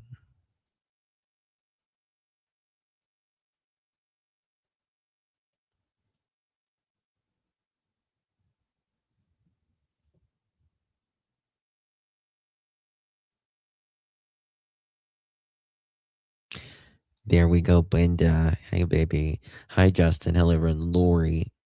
I knew early on he was a witness, and he informed me about items and seeing 4 people. Thank you very much, Miss Belinda. Thank you very much. I'm going to email you, Miss Belinda. So he told you very early on about 4 people, right?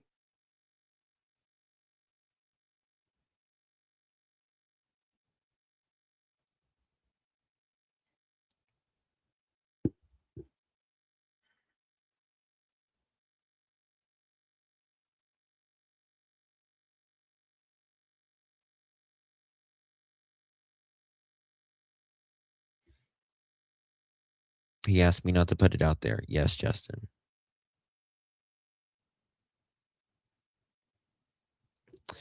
He's military, and you can just generally trust military people, in my opinion, from my experience. And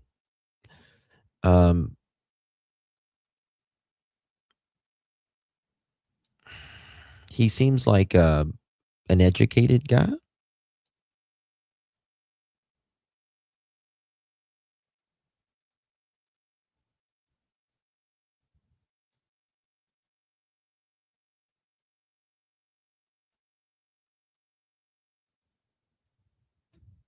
He didn't know who they were at the time.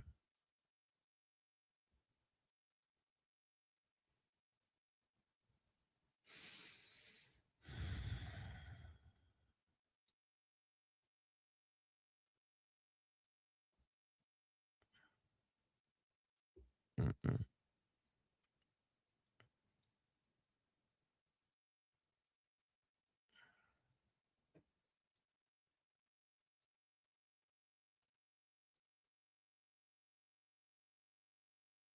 Okay.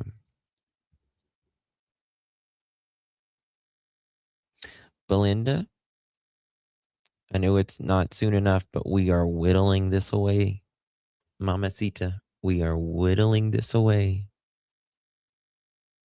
I'm going to use a gallon of lip gloss before this is over. It feels like, but we are getting it every single day. We're whittling these motherfuckers down.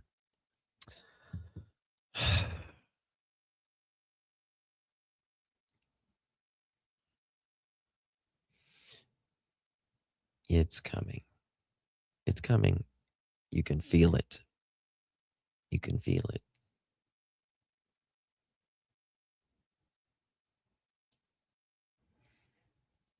The circumstances surrounding the pink shirt and the behavior of certain individuals present in the area. Those concerns were reported to the police as part of my statement. Thank you, Angel Kisses. Thank you so much. I appreciate you, dear. 2 months. I appreciate you, love.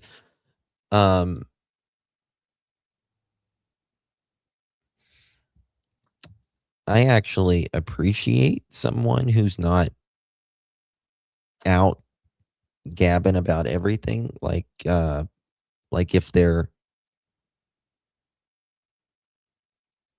they were in there that day or whatever, and they just wanted to give it to the RCMP and maybe a couple others. That's respectful. Certain concerns regarding the circumstances surrounding the pink shirt and the behavior of certain individuals present in the area. Those concerns were reported to the police as part of my statement.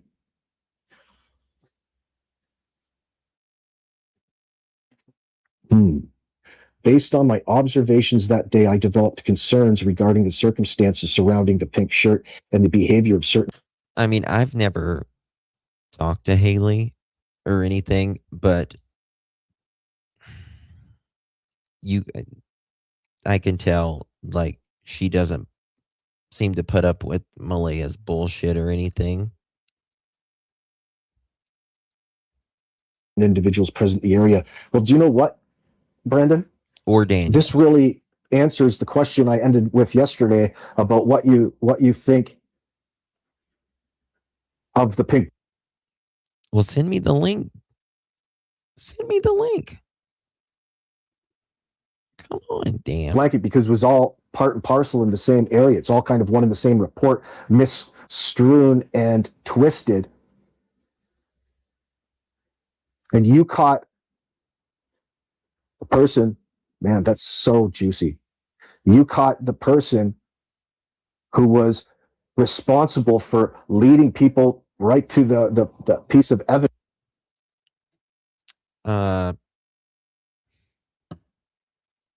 Miss Belinda, I'm going to email you something really quick while I think of it.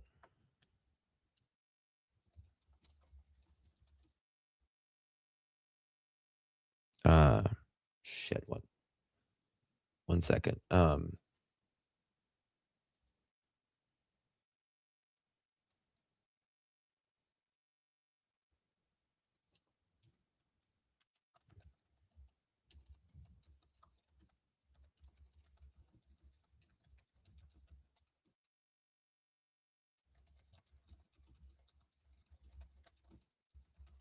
Okay, I just sent you a quick email, Miss Belinda.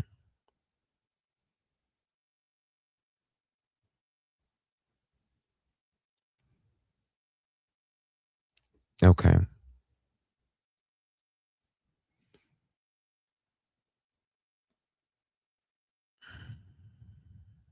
A minimum cover up. It baffles my mind. So this is the thing. I don't think there's going to be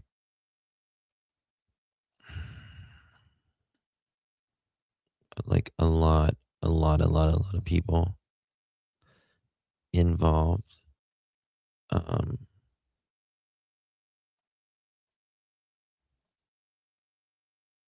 But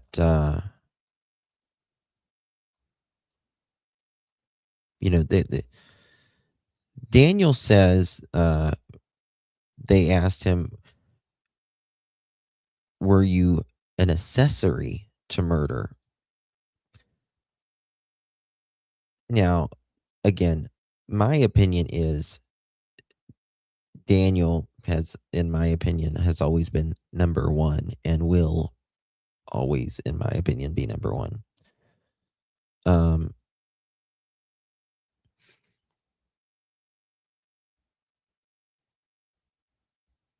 But accessories, that was an interesting word. Accessories, that means help. And again, Durwood said something that just always stuck out to me, and we know Daniel was stuck on the trail that night, weren't you, Daniel? Brandon probably gets up at 4 or 5 a.m. Ex-military, don't sleep in typically.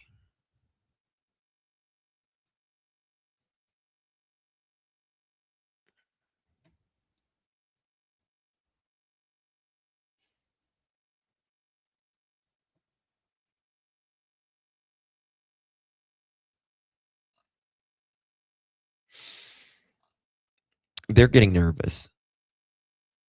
They're getting real nervous. They know something's around the bend, in my opinion. Malaya getting out there.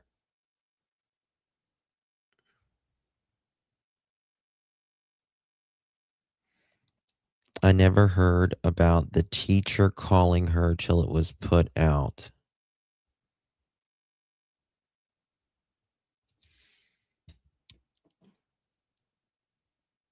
Teacher calling Malaya?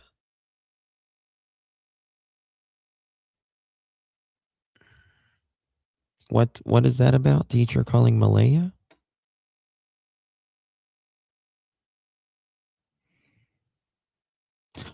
I heard something about that.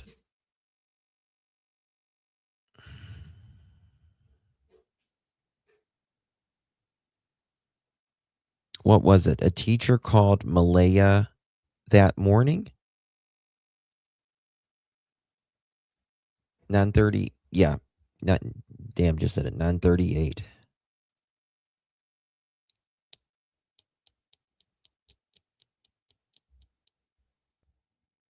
That's what some are saying. Why would they call her that morning?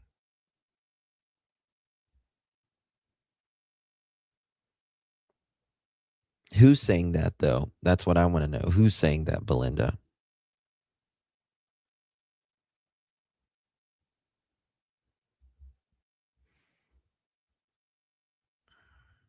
I'm not sure I believe that. Why would they call her?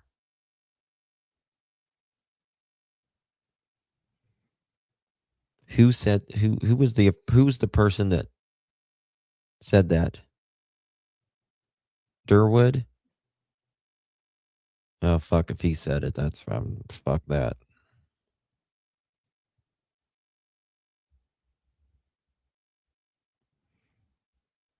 That's exactly right, Charlotte. There is nothing about a teacher calling in her documents, and a teacher would not call. If anyone would call, it would be the office. Well, this is the thing. A teacher, I don't even know who that is, Brandy. to see why the children weren't in school. I don't know why, but yeah, I think it was Anita. Yeah, that's bullshit. No. Nope. A teacher's teaching at 9:30 in the morning. Right? A teacher's teaching at 9:30 in the morning.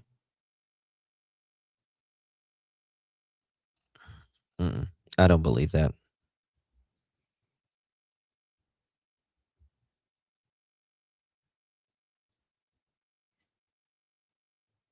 I believe it was a text as well with a reply by text. Like here, if the kids are absent, you'll get like an automated call, and then you'll get a text message, and it'll say like bring a note or whatever, or fill out the online absent form, and you can just, if it's a parent excuse, you can hit parent excuse, the date they're out, the date they'll return, or a doctor's excuse, or religious, or a death, and then you can put a picture and there's comments. But if you fill out that they're not going to school, that you don't get that call.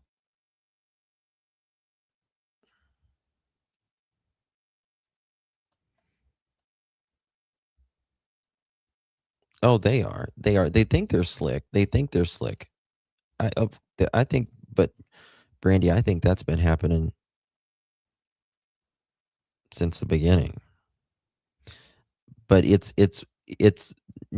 interesting to watch them flop like a fish out of water now. You know what I mean?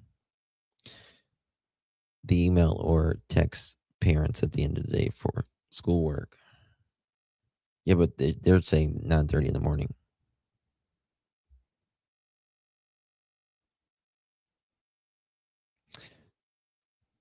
Yeah, I don't know if it was Durwood or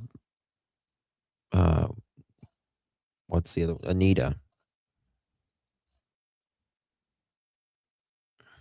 I don't keep up with Durwood, and I definitely don't keep up with Anita. I've listened to her maybe, and this is probably generous, 5 minutes.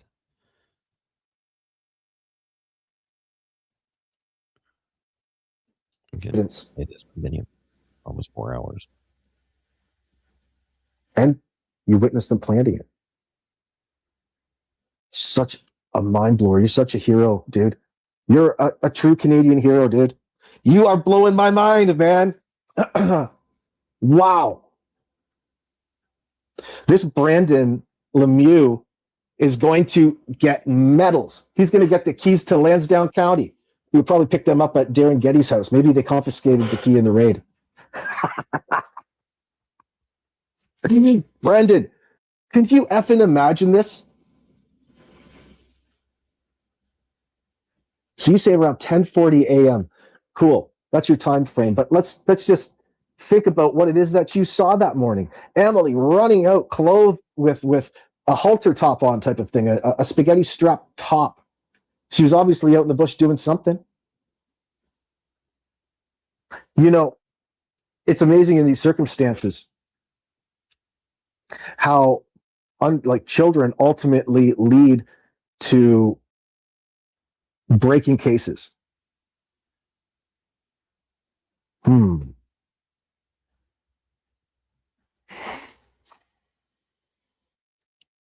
I recognize that others may disagree with my conclusions.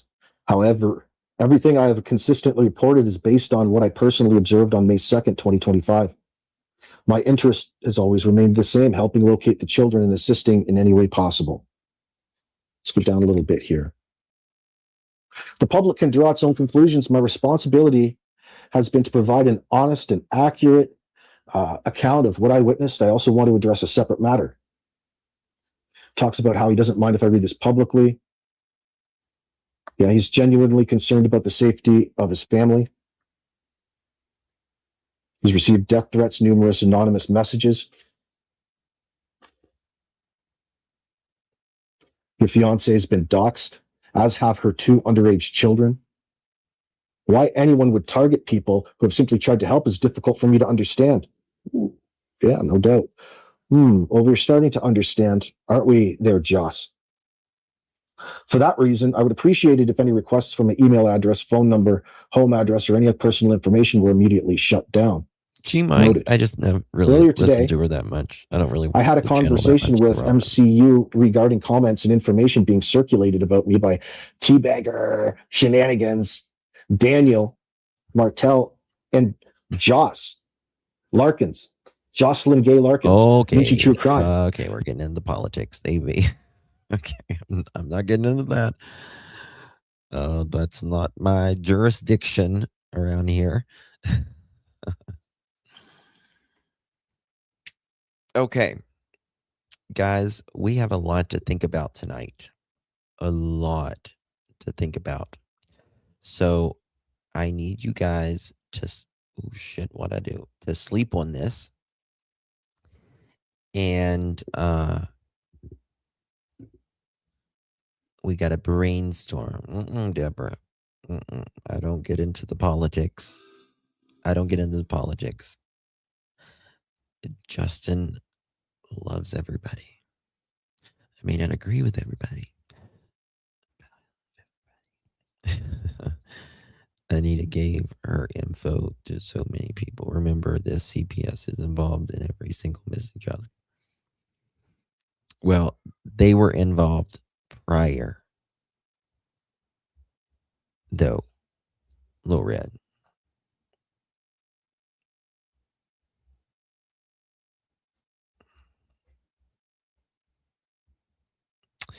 Yeah.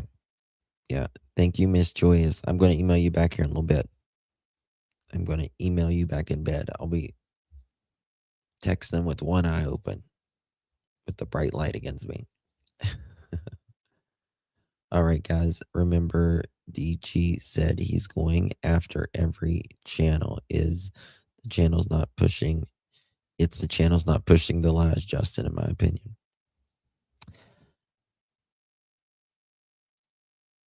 Listen, Durwood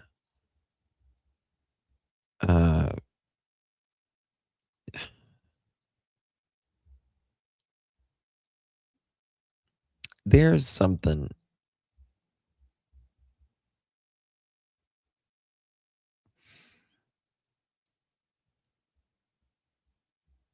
up.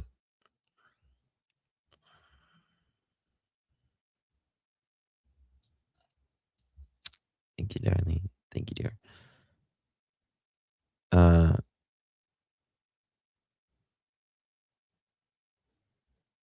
Does email me asking questions. I'm in US, though probably irrelevant. Jack and Lilly missed 40 some days of school.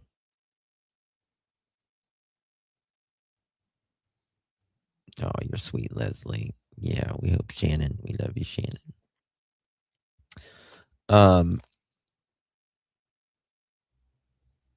But there's 3 people. Thank you, Green Eyes. There are 3 people that you can't convince me otherwise that know where Jack and Lilly, or what happened at least to Jack and Lilly. And one knows a lot more, in my opinion. Ooh, wrong channel. Wrong channel.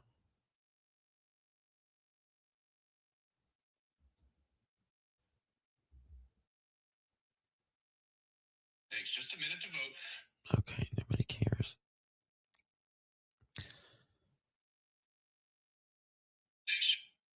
Okay. Let me think. And guys, mods, will you drop my email and text message? And thank you so much for the GOAT trophy. That's so amazing. Thank you so much. 1,000 jewels. Wow. Thank you so much. Appreciate you very much, my friend. Rigger, thank you so much for the jewels. I appreciate you, my friend. Thank you so much. Very kind of you. Summer Breeze, thank you for sending Jules. I appreciate you. And thank you so much for the rock and roll. Summer Breeze rock and roll.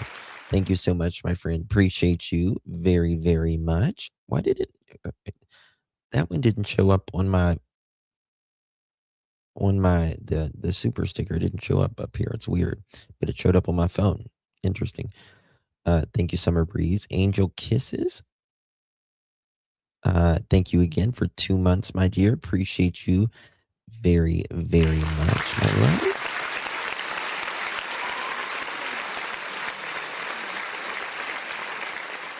And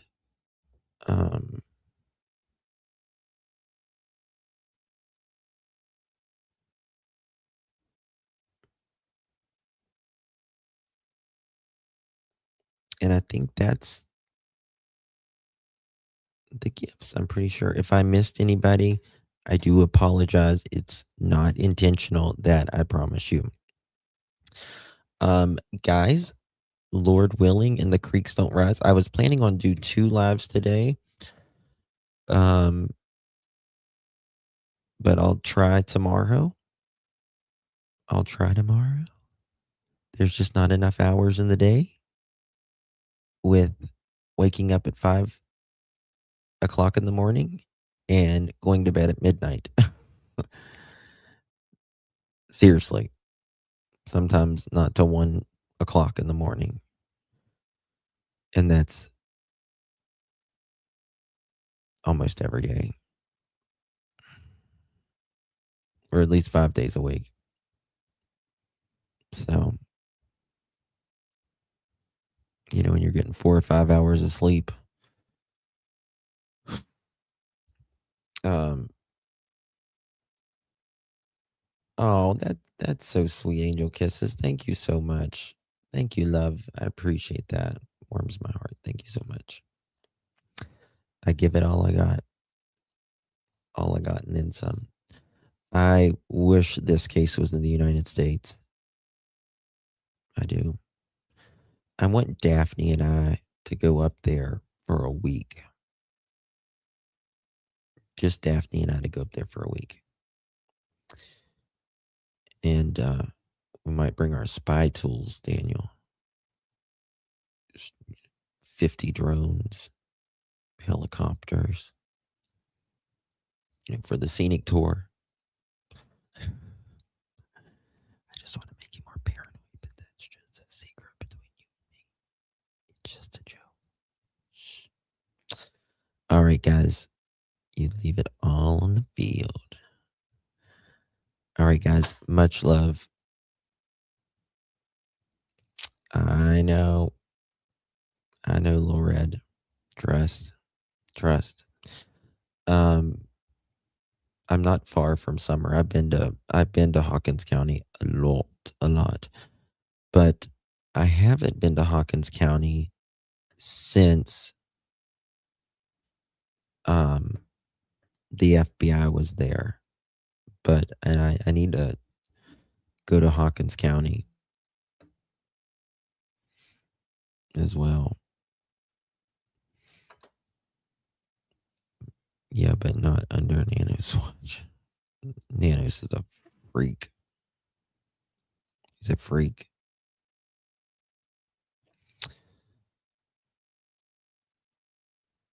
Oh, thank you, helicopter.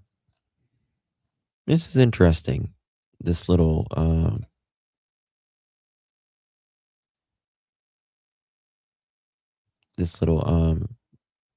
talking about this Brandon guy. Again, if y'all have any receipts on this, any theories, you remember something, this is the thing in crime. If they can think how to commit the crime, we can think how they committed the crime as well. Just gotta figure out the steps, the people. Yeah.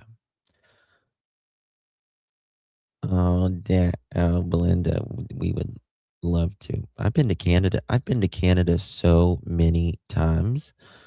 I usually go in July, in my birthday. Like, I think for like 4, maybe even 5 years straight, I went to Canada every year for my birthday. I love going to Canada during the summertime. Wintertime, y'all can keep that shit. It sucks enough here. The wintertime. But I love Canada. Love the Canadians. Love everybody. Love the British. Love the Aussies. Love the New Zealanders. Love the Indians, the Danish, the Turkish, all the people of the world. I love Canada West Coast. My favorite city,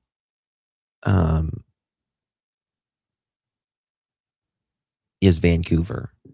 Love Vancouver. I've been all the way as far west as Vancouver, and I've been about as far east as, I've never been to Nova Scotia, and I've never been to, I think it's Alberta.